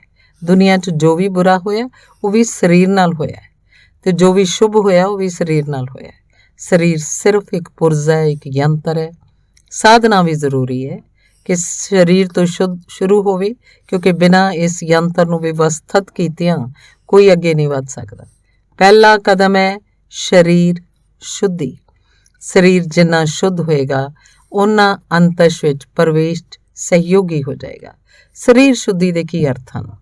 ਸਰੀਰ ਸ਼ੁੱਧੀ ਦਾ ਪਹਿਲਾ ਤਾਂ ਅਰਥ ਹੈ ਕਿ ਸਰੀਰ ਦੇ ਅੰਦਰ, ਸਰੀਰ ਦੇ ਸੰਸਥਾਨ ਵਿੱਚ, ਸਰੀਰ ਦੇ ਯੰਤਰ ਵਿੱਚ ਕੋਈ ਵੀ ਰੁਕਾਵਟ, ਕੋਈ ਵੀ ਗੁੰਝਲ, ਕੋਈ ਵੀ ਕੰਪਲੈਕਸ ਨਾ ਹੋਵੇ, ਤਦ ਸਰੀਰ ਸ਼ੁੱਧ ਹੁੰਦਾ ਹੈ। ਸਮਝੋ, ਸਰੀਰ 'ਚ ਜਿਵੇਂ ਕੰਪਲੈਕਸ ਤੇ ਗੁੰਝਲਾਂ ਪੈਦਾ ਹੁੰਦੀਆਂ ਹਨ, ਜੇ ਸਰੀਰ ਬਿਲਕੁਲ ਨਿਰਗੁੰਝਲ ਹੋਵੇ, ਉਸ 'ਚ ਕੋਈ ਗੁੰਝਲ ਨਾ ਹੋਵੇ, ਉਸ 'ਚ ਕੋਈ ਉਲਝਣ ਨਾ ਹੋਵੇ, ਸਰੀਰ 'ਚ ਕਿਤੇ ਕੋਈ ਅਟਕਾ ਨਾ ਹੋਵੇ, ਤਾਂ ਸਰੀਰ ਸ਼ੁੱਧ ਹਾਲਤ 'ਚ ਹੁੰਦਾ ਹੈ। ਅੰਤਸ਼ ਪ੍ਰਵੇਸ਼ ਵਿੱਚ ਸਹਿਯੋਗੀ ਹੋ ਜਾਂਦਾ ਹੈ। ਜੇ ਤੁਸੀਂ ਬਹੁਤ ਕ੍ਰੋਧ 'ਚ ਹੋਵੋਗੇ, ਕ੍ਰੋਧ ਕਰੋਗੇ, ਕ੍ਰੋਧ ਨੂੰ ਪ੍ਰਗਟ ਨਾ ਕਰ ਪਾਓਗੇ, ਤਾਂ ਉਸ ਕ੍ਰੋਧ ਦੀ ਜੋ ਤਪਸ਼ ਤੇ ਗਰਮੀ ਪੈਦਾ ਹੋਏਗੀ ਉਹ ਸਰੀਰ ਦੇ ਕਿਸੇ ਅੰਗ 'ਚ ਗੁੰਝਲ ਪੈਦਾ ਕਰ ਦੇਗੀ। ਤੁਸੀਂ ਦੇਖਿਆ ਹੋਣਾ, ਕ੍ਰੋਧ ਵਿੱਚ ਹਿਸਟੀਰੀਆ ਆ ਸਕਦਾ ਹੈ, ਕ੍ਰੋਧ ਵਿੱਚ ਕੋਈ ਬਿਮਾਰੀ ਆ ਸਕਦੀ ਹੈ, ਭੈ 'ਚ ਕੋਈ ਬਿਮਾਰੀ ਆ ਸਕਦੀ ਹੈ। ਅੱਜ ਕੱਲ੍ਹ ਜੋ ਸਾਰੇ ਤਜਰਬੇ ਚੱਲ ਰਹੇ ਹਨ ਸਿਹਤ ਬਾਬਤ, ਉਹਨਾਂ ਤੋਂ ਪਤਾ ਲੱਗਦਾ ਹੈ ਕਿ 100 ਬਿਮਾਰੀਆਂ 'ਚੋਂ ਕੋਈ 50 ਬਿਮਾਰੀਆਂ ਸਰੀਰ 'ਚ ਨਹੀਂ ਹੁੰਦੀਆਂ, ਮਨ 'ਚ ਹੁੰਦੀਆਂ ਹਨ। ਲੇਕਿਨ ਮਨ ਦੀਆਂ ਬਿਮਾਰੀਆਂ ਸਰੀਰ 'ਚ ਗੁੰਝਲ ਪੈਦਾ ਕਰ ਦਿੰਦੀਆਂ ਹਨ। ਤੇ ਸਰੀਰ 'ਚ ਜੇਕਰ ਗੁੰਝਲਾਂ ਪੈਦਾ ਹੋ ਜਾਣ, ਸਰੀਰ 'ਚ ਜੇਕਰ ਗੰਢਾਂ ਪੈਦਾ ਹੋ ਜਾਣ, ਤਾਂ ਸਰੀਰ ਦਾ ਸੰਸਥਾਨ ਜਕੜਿਆ ਜਾਂਦਾ ਹੈ, ਅਸ਼ੁੱਧ ਹੋ ਜਾਂਦਾ ਹੈ। ਇਸ ਲਈ ਸਰੀਰ ਸ਼ੁੱਧੀ ਦੇ ਲਈ ਸਾਰੇ ਪ੍ਰਯੋਗ ਹਨ। ਸਾਰੇ ਧਰਮਾਂ ਨੇ ਬੜੇ ਅਨੋਖੇ ਤੇ ਇਨਕਲਾਬੀ ਪ੍ਰਯੋਗ ਕੀਤੇ ਹਨ, ਤੇ ਉਹਨਾਂ ਪ੍ਰਯੋਗਾਂ ਨੂੰ ਰਤਾ ਸਮਝਣਾ ਜ਼ਰੂਰੀ ਹੈ। ਤੇ ਜੇ ਆਪਣੇ ਸਰੀਰ ਉੱਤੇ ਤੁਸੀਂ ਕਰਦੇ ਹੋ ਤਾਂ ਤੁਸੀਂ ਥੋੜ੍ਹੇ ਦਿਨਾਂ 'ਚ ਹੈਰਾਨ ਹੋ ਜਾਓਗੇ ਕਿ ਇਹ ਸਰੀਰ ਤਾਂ ਬੜੀ ਅਨੋਖੀ ਜਗ੍ਹਾ ਹੈ, ਬੜੀ ਅਨੋਖੀ ਗੱਲ ਹੈ। ਤੇ ਤਦ ਇਹ ਤੁਹਾਨੂੰ ਵੈਰੀ ਨਹੀਂ ਮਾਲੂਮ ਹੋਏਗਾ, ਬਲਕਿ ਮੰਦਰ ਮਾਲੂਮ ਹੋਏਗਾ ਜਿਹਦੇ ਅੰਦਰ ਪਰਮਾਤਮਾ ਬਿਰਾਜਮਾਨ ਹੈ। ਤਦ ਇਹ ਦੁਸ਼ਮਣ ਨਹੀਂ ਮਾਲੂਮ ਹੋਏਗਾ, ਇਹ ਬੜਾ ਸਾਥੀ ਮਾਲੂਮ ਹੋਏਗਾ। ਤੇ ਤੁਸੀਂ ਇਸ ਦੇ ਪ੍ਰਤੀ ਧੰਨਵਾਦੀ ਹੋਵੋਗੇ, ਕਿਉਂਕਿ ਸਰੀਰ ਤੁਹਾਡਾ ਨਹੀਂ ਹੈ, ਪਦਾਰਥ ਨਾਲ ਬਣਿਆ। ਤੁਸੀਂ ਜੁਦਾ ਹੋ ਤੇ ਸਰੀਰ ਜੁਦਾ ਹੈ। ਫਿਰ ਵੀ ਤੁਸੀਂ ਇਸ ਦਾ ਅਨੋਖਾ ਉਪਯੋਗ ਕਰ ਸਕਦੇ ਹੋ ਤੇ ਤਦ ਤੁਸੀਂ ਸਰੀਰ ਦੇ ਪ੍ਰਤੀ ਬੜੇ ਗ੍ਰੈਟੀਟਿਊਡ, ਬੜਾ ਸ਼ੁਕਰਾਨਾ ਮਹਿਸੂਸ ਕਰੋਗੇ ਕਿ ਸਰੀਰ ਇੰਨਾ ਸਾਥ ਦੇ ਰਿਹਾ ਹੈ। ਸਰੀਰ 'ਚ ਗੁੰਝਲਾਂ ਪੈਦਾ ਨਾ ਹੋਣ, ਇਹ ਸਰੀਰ ਸ਼ੁੱਧੀ ਦੇ ਲਈ ਪਹਿਲਾ ਪੜਾਅ ਹੈ ਤੇ ਸਾਡੇ ਸਰੀਰ 'ਚ ਬਹੁਤ ਗੁੰਝਲਾਂ ਹਨ। ਹੁਣ ਜਿਵੇਂ ਮੈਂ ਤੁਹਾਨੂੰ ਦੱਸਾਂ, ਹੁਣੇ ਕੁਝ ਦਿਨ ਹੋਏ ਇੱਕ ਵਿਅਕਤੀ ਮੇਰੇ ਕੋਲ ਆਏ। ਉਹਨਾਂ ਮੈਨੂੰ ਕਿਹਾ ਕਿ ਮੈਂ ਬਹੁਤ ਦਿਨਾਂ ਤੋਂ ਕਿਸੇ ਧਰਮ ਦੀ ਕੁਝ ਸਾਧਨਾ ਕਰਦਾ ਹਾਂ, ਮਨ ਬੜਾ ਸ਼ਾਂਤ ਹੋ ਗਿਆ ਹੈ। ਮੈਂ ਉਹਨਾਂ ਨੂੰ ਕਿਹਾ ਕਿ ਮੈਨੂੰ ਤੁਹਾਡਾ ਮਨ ਸ਼ਾਂਤ ਦਿਖਾਈ ਨਹੀਂ ਪੈਂਦਾ। ਉਹ ਬੋਲੇ, ਤੁਸੀਂ ਕਿਵੇਂ ਕਹਿ ਸਕਦੇ ਹੋ? ਮੈਂ ਉਹਨਾਂ ਨੂੰ ਕਿਹਾ ਕਿ ਜਿੰਨੀ ਦੇਰ ਤੋਂ ਤੁਸੀਂ ਆਏ ਹੋ, ਤੁਹਾਡੇ ਦੋਵੇਂ ਪੈਰ ਇੰਨੇ ਹਿੱਲ ਰਹੇ ਹਨ। ਉਹ ਦੋਹਾਂ ਪੈਰਾਂ ਨੂੰ ਬੈਠੇ ਜ਼ੋਰ ਨਾਲ ਹਿਲਾ ਰਹੇ ਹਨ। ਮੈਂ ਉਹਨਾਂ ਨੂੰ ਕਿਹਾ ਅਸੰਭਵ ਹੈ ਕਿ ਮਨ ਸ਼ਾਂਤ ਹੋਵੇ ਤੇ ਪੈਰ ਇਸ ਤਰ੍ਹਾਂ ਹਿੱਲਣ। ਸਰੀਰ ਵਿੱਚ ਜੋ ਕੰਬਣੀਆਂ ਹਨ ਉਹ ਮਨ ਦੇ ਕੰਬਣ ਤੋਂ ਪੈਦਾ ਹੁੰਦੀਆਂ ਹਨ। ਮਨ ਦਾ ਕੰਬਣਾ ਜਿੰਨਾ ਘੱਟ ਹੋਣ ਲੱਗਦਾ ਹੈ, ਸਰੀਰ ਉਹਨਾਂ ਥਿਰ ਮਾਲੂਮ ਹੋਣ ਲੱਗੇਗਾ। ਇਹ ਬੁੱਧ ਤੇ ਮਹਾਵੀਰ ਦੀਆਂ ਮੂਰਤੀਆਂ ਜੋ ਬਿਲਕੁਲ ਪੱਥਰ ਜੀਆਂ ਮਾਲੂਮ ਹੁੰਦੀਆਂ ਹਨ, ਇਹ ਆਦਮੀ ਵੀ ਬੈਠੇ ਹੁੰਦੇ ਤਾਂ ਵੀ ਅਜਿਹੀ ਮਾਲੂਮ ਹੋਣੇ ਸੀ।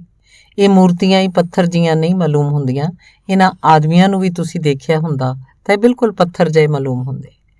ਅਸੀਂ ਇਹਨਾਂ ਦੀਆਂ ਪੱਥਰ ਦੀਆਂ ਮੂਰਤੀਆਂ ਵਿਅਰਥ ਹੀ ਨਹੀਂ ਬਣਾਈਆਂ, ਇਹਦੇ ਪਿੱਛੇ ਕਾਰਨ ਸੀ। ਇਹ ਬਿਲਕੁਲ ਪੱਥਰ ਵਰਗੇ ਹੀ ਮਾਲੂਮ ਹੋਣ ਲੱਗੇ ਸਨ। ਇਹਨਾਂ ਦੇ ਅੰਦਰ ਕੰਬਣੀਆਂ ਲੋਪ ਹੋ ਗਈਆਂ ਸਨ, ਜਾਂ ਕਿ ਕੰਬਣੀਆਂ ਸਾਰਥਕ ਸਨ ਜਦ ਉਹਨਾਂ ਦੀ ਲੋੜ ਸੀ ਹੁੰਦੀਆਂ ਸਨ, ਨਹੀਂ ਤਾਂ ਉਹ ਲੋਪ ਸਨ। ਤੁਸੀਂ ਜਦ ਪੈਰ ਹਿਲਾ ਰਹੇ ਹੋ ਤਾਂ ਤੁਹਾਡੇ ਅੰਦਰ ਅਸ਼ਾਂਤੀ ਨਾਲ ਜੋ ਐਨਰਜੀ ਪੈਦਾ ਹੋ ਰਹੀ ਹੈ, ਜੋ ਸ਼ਕਤੀ ਪੈਦਾ ਹੋ ਰਹੀ ਹੈ, ਉਹਨੂੰ ਕੱਢਣ ਦਾ ਕੋਈ ਰਾਹ ਨਾ ਪਾ ਕੇ ਪੈਰ 'ਚ ਕੰਪਤ ਹੋ ਕੇ ਉਹ ਨਿਕਲ ਰਹੀ ਹੈ। ਜਦ ਇੱਕ ਆਦਮੀ ਕ੍ਰੋਧ 'ਚ ਹੁੰਦਾ ਤਾਂ ਉਹਦੇ ਦੰਦ ਕੁੱਟੇ ਜਾਂਦੇ ਹਨ, ਮੁੱਠੀਆਂ ਵੱਜ ਜਾਂਦੀਆਂ ਹਨ। ਕਿਉਂ? ਉਹਦੀਆਂ ਅੱਖਾਂ 'ਚ ਖੂਨ ਉਤਰ ਆਉਂਦਾ ਹੈ। ਕਿਉਂ?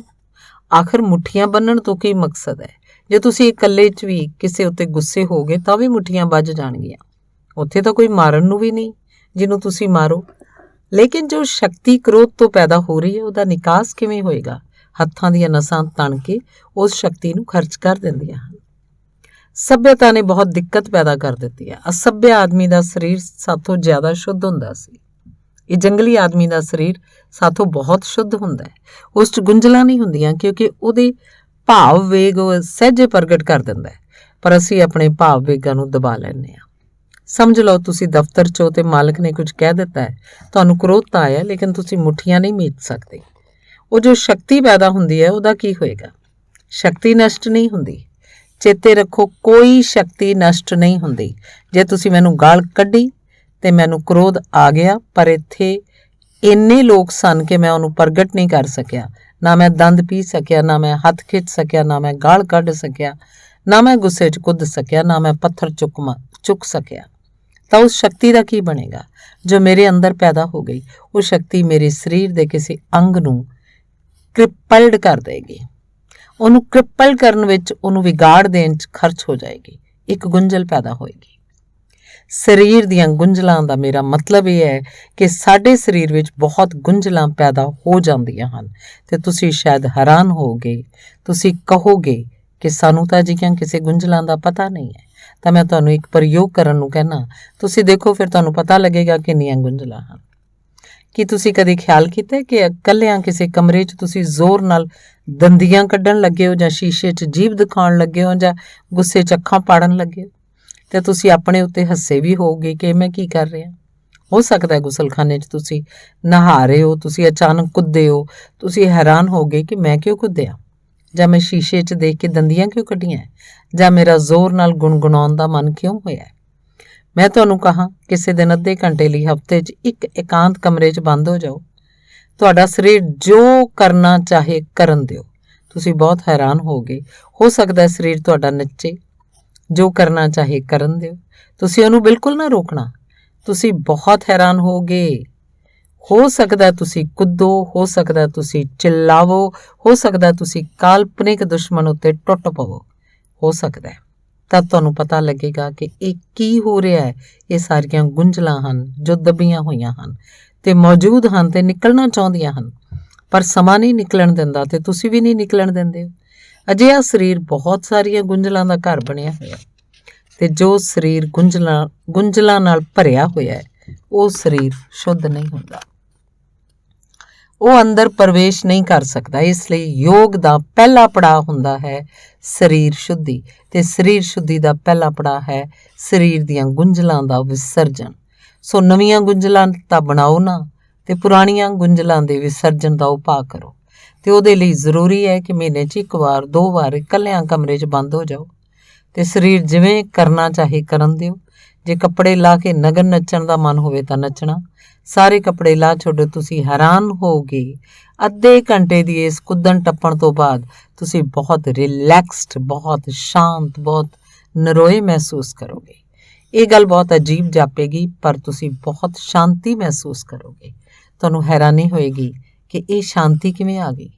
ਤੁਸੀਂ ਜੋ ਵਰਜਿਸ਼ ਕਰਦੇ ਹੋ ਜਾਂ ਘੁੰਮਣ ਚਲੇ ਜਾਂਦੇ ਹੋ, ਉਸ ਦੇ ਬਾਅਦ ਜੋ ਤੁਹਾਨੂੰ ਹੌਲਾਪਨ ਲੱਗਦਾ ਹੈ, ਉਹਦਾ ਕਾਰਨ ਕੀ ਹੈ? ਉਹਦਾ ਕਾਰਨ ਇਹ ਹੈ ਕਿ ਬਹੁਤ ਸਾਰੀਆਂ ਗੁੰਝਲਾਂ ਉਸ 'ਚ ਵਿਸਰਜਿਤ ਹੁੰਦੀਆਂ ਹਨ। ਤੁਹਾਨੂੰ ਪਤਾ ਹੈ, ਤੁਹਾਡਾ ਲੜਨ ਦਾ ਜੋ ਮਨ ਹੁੰਦਾ ਹੈ, ਲੋਕਾਂ ਨਾਲ ਉਲਝਣ ਦਾ ਜੋ ਮਨ ਹੁੰਦਾ ਹੈ, ਉਹਦਾ ਕਾਰਨ ਕੀ ਹੈ? ਤੁਹਾਡੇ ਅੰਦਰ ਬਹੁਤ ਸਾਰੀਆਂ ਸ਼ਕਤੀਆਂ ਗੁੰਝਲਾਂ ਦੀ ਤਰ੍ਹਾਂ ਮੌਜੂਦ ਹਨ। ਉਹ ਵਿਸਰਜਿਤ ਹੋਣਾ ਚਾਹੁੰਦੀਆਂ ਹਨ।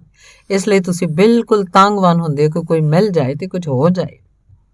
ਜਦ ਯੁੱਧ ਦਾ ਸਮਾਂ ਆਉਂਦਾ ਹੈ, ਪਿਛਲੇ 2 ਮਹਾਯੁੱਧ ਹੋਏ, ਉਹਨਾਂ ਮਹਾਯੁੱਧਾਂ 'ਚ ਤੁਸੀਂ ਜੋ ਸਵੇਰ ਤੋਂ ਅਖਬਾਰ ਪੜ੍ਹਦੇ ਹੋ ਬੜੀ ਤਾਂਗ ਨਾਲ, ਤੇ ਸਾਰੀ ਦੁਨੀਆ 'ਚ ਬੜੀਆਂ ਖੂਬੀਆਂ ਦੀਆਂ ਗੱਲਾਂ ਵਾਪਰਦੀਆਂ ਹਨ।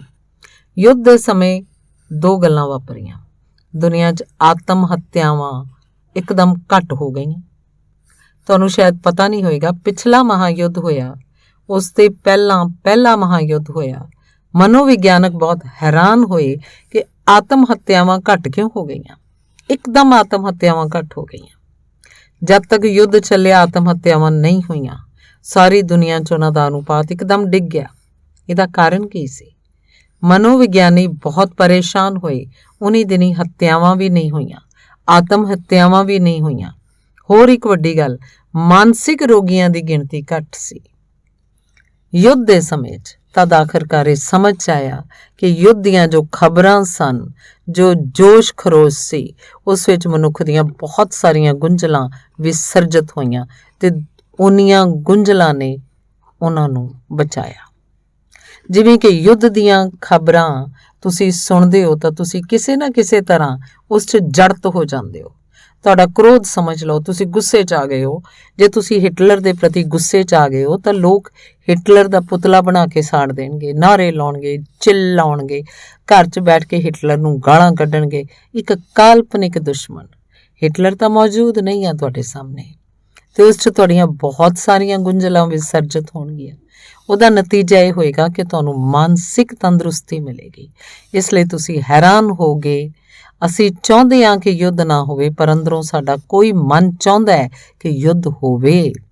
ਯੁੱਧ ਦੇ ਵਕਤ ਲੋਕ ਕਾਫੀ ਖੁਸ਼ ਨਜ਼ਰ ਆਉਂਦੇ ਹਨ। ਹਾਲਾਂਕਿ ਖਤਰਾ ਬਹੁਤ ਉਪੱਦਰ ਦਾ ਹੁੰਦਾ ਹੈ, ਪਰ ਲੋਕ ਖੁਸ਼ ਨਜ਼ਰ ਆਉਂਦੇ ਹਨ। ਪਿੱਛੇ ਜਿਹੇ ਹਿੰਦੁਸਤਾਨ ਉੱਤੇ ਚੀਨ ਦਾ ਹਮਲਾ ਹੋਇਆ। ਤੁਹਾਡੇ 'ਚ ਇੱਕਦਮ ਨਾਲ ਜੋ ਸ਼ਕਤੀ ਦਾ ਸੰਚਾਰ ਹੋਇਆ ਸੀ, ਤੁਸੀਂ ਸਮਝਦੇ ਉਹਦਾ ਕਾਰਨ ਕੀ ਸੀ?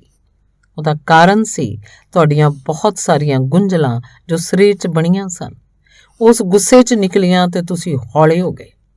ਜਦ ਤੱਕ ਦੁਨੀਆ 'ਚ ਅਜਿਹੇ ਲੋਕ ਹਨ ਜਿਨ੍ਹਾਂ ਦੇ ਸਰੀਰ ਅਸ਼ੁੱਧ ਹਨ, ਤਦ ਤੱਕ ਯੁੱਧ ਤੋਂ ਨਹੀਂ ਬਚਿਆ ਜਾ ਸਕਦਾ। ਯੁੱਧ ਤਦ ਖਤਮ ਹੋਣਗੇ ਜਦ ਲੋਕਾਂ ਦੇ ਸਰੀਰ ਇੰਨੇ ਸ਼ੁੱਧ ਹੋਣਗੇ ਕਿ ਉਹਨਾਂ ਕੋਲ ਕੋਈ ਗੁੰਝਲਾਂ ਯੁੱਧ ਵਿੱਚ ਵਿਸਰਜਿਤ ਕਰਨ ਨੂੰ ਨਹੀਂ ਹੋਣਗੀਆਂ। ਤੁਹਾਨੂੰ ਮੈਂ ਇਹ ਕਹਿ ਜੋ ਰਿਹਾ, ਇਹ ਬਹੁਤ ਅਜੀਬ ਜਿਹਾ ਲੱਗੇਗਾ, ਪਰ ਜਦ ਤੱਕ ਲੋਕਾਂ ਦੇ ਸਰੀਰ ਸ਼ੁੱਧ ਹਾਲਤ ਵਿੱਚ ਨਹੀਂ ਹਨ, ਦੁਨੀਆ ਤੋਂ ਯੁੱਧ ਬੰਦ ਨਹੀਂ ਹੋ ਸਕਦੇ। ਕੋਈ ਕਿੰਨੀ ਹੀ ਕੋਸ਼ਿਸ਼ ਕਰੇ, ਯੁੱਧ ਦਾ ਮਜ਼ਾ ਰਹੇਗਾ। ਤੁਹਾਨੂੰ ਵੀ ਲੜਨ 'ਚ ਮਜ਼ਾ ਆਉਂਦਾ ਹੈ। ਇਹਨੂੰ ਜ਼ਰਾ ਵਿਚਾਰ ਕਰਨਾ, ਤੁਹਾਨੂੰ ਲੜਨ 'ਚ ਮਜ਼ਾ ਆਉਂਦਾ ਹੈ। ਉਹ ਲੜਾਈ ਭਾਵੇਂ ਕਿਸੇ ਤਲ ਦੀ ਹੋਵੇ, ਭਾਵੇਂ ਸ਼ੇਤਾਂਬਰ ਦਿਗੰਬਰ ਜੈਨ ਨਾਲ ਲੜਦਾ ਹੋਵੇ, ਭਾਵੇਂ ਹਿੰਦੂ ਮੁਸਲਮਾਨ ਨਾਲ ਲੜਦਾ ਹੋਵੇ, ਉਹ ਲੜਾਈ ਦਾ ਕੋਈ ਤਲ ਹੋਵੇ, ਤੁਸੀਂ ਹੈਰਾਨ ਹੋਗੇ। ਤੁਸੀਂ ਦੇਖਦੇ ਹੋ ਕਿ ਇੱਕ ਛੋਟਾ ਧਰਮ ਬਣਦਾ ਹੈ, ਉਹ ਤੋਂ 20 ਸੰਪਰਦਾ ਬਣ ਜਾਂਦੇ ਹਨ। ਫਿਰ ਇੱਕ ਸੰਪਰਦਾ 'ਚ ਛੋਟੇ ਸੰਪਰਦਾ ਬਣ ਜਾਂਦੇ ਹਨ। ਕੀ ਕਾਰਨ ਹੈ? ਲੋਕਾਂ ਦੇ ਸਰੀਰ ਅਸ਼ੁੱਧ ਹਨ ਤੇ ਗੁੰਝਲਾਂ ਨਾਲ ਭਰੇ ਹੋਏ ਹਨ, ਤੇ ਉਹਨਾਂ ਨੂੰ ਲੜਨ ਦੇ ਲਈ ਕੋਈ ਵੀ ਬਹਾਨਾ ਚਾਹੀਦਾ ਹੈ। ਉਹ ਕੋਈ ਛੋਟਾ ਜਿਹਾ ਬਹਾਨਾ ਬਣਾ ਲੈਣਗੇ ਤੇ ਲੜਨਗੇ, ਤੇ ਲੜਨ ਨਾਲ ਉਹਨਾਂ ਨੂੰ ਰਾਹਤ ਮਿਲੇਗੀ, ਉਹਨਾਂ ਅੰਦਰ ਹੌਲਾਪਨ ਆਏਗਾ। ਸਰੀਰ ਸ਼ੁੱਧੀ ਪਹਿਲਾ ਪੜਾਅ ਹੈ ਸਾਧਨਾ ਦਾ। ਤੁਹਾਡੇ ਲਈ ਮੈਂ 2 ਗੱਲਾਂ ਕਹਿਣਾ। ਪੁਰਾਣੀਆਂ ਜੋ ਗੁੰਝਲਾਂ ਹਨ ਉਹਨਾਂ ਨੂੰ ਵਿਸਰਜਿਤ ਕਰਨ ਦਾ ਉਪਾਅ ਇਹ ਹੈ ਕਿ ਤੁਸੀਂ ਇਕਾਂਤ ਵਿੱਚ ਬਿਲਕੁਲ ਜੰਗਲੀ ਹੋ ਜਾਓ ਤੇ ਛੱਡ ਦਿਓ ਸਾਰਾ ਖਿਆਲ ਤੇ ਸਾਰੀਆਂ ਪਰਤਾਂ ਜੋ ਤੁਸੀਂ ਜ਼ਬਰਦਸਤੀ ਆਪਣੇ ਉੱਪਰ ਲੱਦ ਰੱਖੀਆਂ ਹਨ, ਸਭ ਛੱਡ ਦਿਓ। ਫਿਰ ਹੋਣ ਦਿਓ। ਸਰੀਰ ਕੀ ਕਰਦਾ ਉਹਨੂੰ ਦੇਖੋ ਤੁਸੀਂ। ਉਹ ਨੱਚਦਾ ਹੈ, ਕੁੱਦਦਾ ਹੈ, ਡਿੱਗ ਕੇ ਪਿਆ ਰਹਿ ਜਾਂਦਾ ਹੈ, ਮੁੱਕੇ ਤਾਣਦਾ ਹੈ, ਕਿਸੇ ਕਲਪਤ ਦੁਸ਼ਮਣ ਨੂੰ ਮਾਰਦਾ ਹੈ, ਛੁਰੇ ਮਾਰਦਾ ਹੈ, ਗੋਲੀ ਚਲਾਉਂਦਾ ਹੈ, ਕੀ ਕਰਦਾ ਹੈ ਉਹਨੂੰ ਦੇਖੋ। ਚੁੱਪਚਾਪ ਉਹਨੂੰ ਕਰਨ ਦਿਓ। ਤੁਸੀਂ 1-2 ਮਹੀਨੇ ਦੇ ਪ੍ਰਯੋਗ 'ਚ ਬਹੁਤ ਹੈਰਾਨ ਹੋ ਜਾਓਗੇ। ਤੁਸੀਂ ਪਾਓਗੇ ਤੁਹਾਡੇ ਸਰੀਰ ਨੇ ਇੱਕ ਅਨੋਖੀ ਸਰਲਤਾ, ਸਾਦਗੀ ਤੇ ਸ਼ੁੱਧੀ ਨੂੰ ਉਪਲਬਧ ਕੀਤਾ ਹੈ। ਉਹਦਾ ਵਿਸਰਜਨ ਹੋਏਗਾ, ਪੁਰਾਣੀਆਂ ਗੁੰਝਲਾਂ ਦਾ ਨਿਕਾਸ ਹੋਏਗਾ। ਜੋ ਪੁਰਾਣੇ ਸਾਧਕ ਜੰਗਲਾਂ 'ਚ ਚਲੇ ਜਾਂਦੇ ਸਨ ਤੇ ਇਕਾਂਤ ਪਸੰਦ ਕਰਦੇ ਸਨ, ਉਹ ਨਹੀਂ ਚਾਹੁੰਦੇ ਸਨ ਕਿ ਭੀੜ 'ਚ ਆਉਣ। ਉਹਦੇ ਸਭ ਤੋਂ ਵੱਡੇ ਕਾਰਨਾਂ ਵਿੱਚੋਂ ਇੱਕ ਕਾਰਨ ਇਹ ਵੀ ਸੀ, ਉਹਨਾਂ ਇਕਾਂਤ ਵਿੱਚ ਤੁਹਾਨੂੰ ਪਤਾ ਨਹੀਂ ਮਹਾਵੀਰ ਨੇ ਕੀ ਕੀਤਾ, ਤੁਹਾਨੂੰ ਪਤਾ ਨਹੀਂ ਬੁੱਧ ਨੇ ਕੀ ਕੀਤਾ, ਤੁਹਾਨੂੰ ਪਤਾ ਨਹੀਂ ਮੁਹੰਮਦ ਨੇ ਕੀ ਕੀਤਾ। ਕੋਈ ਕਿਤਾਬਾਂ ਨਹੀਂ ਦੱਸਦੀਆਂ ਕਿ ਉਹਨਾਂ ਨੇ ਕੀ ਕੀਤਾ। ਉਹਨਾਂ ਪਹਾੜਾਂ ਉੱਤੇ ਜਦੋਂ ਸਨ ਤਾਂ ਉਹ ਕੀ ਕਰ ਰਹੇ ਸਨ।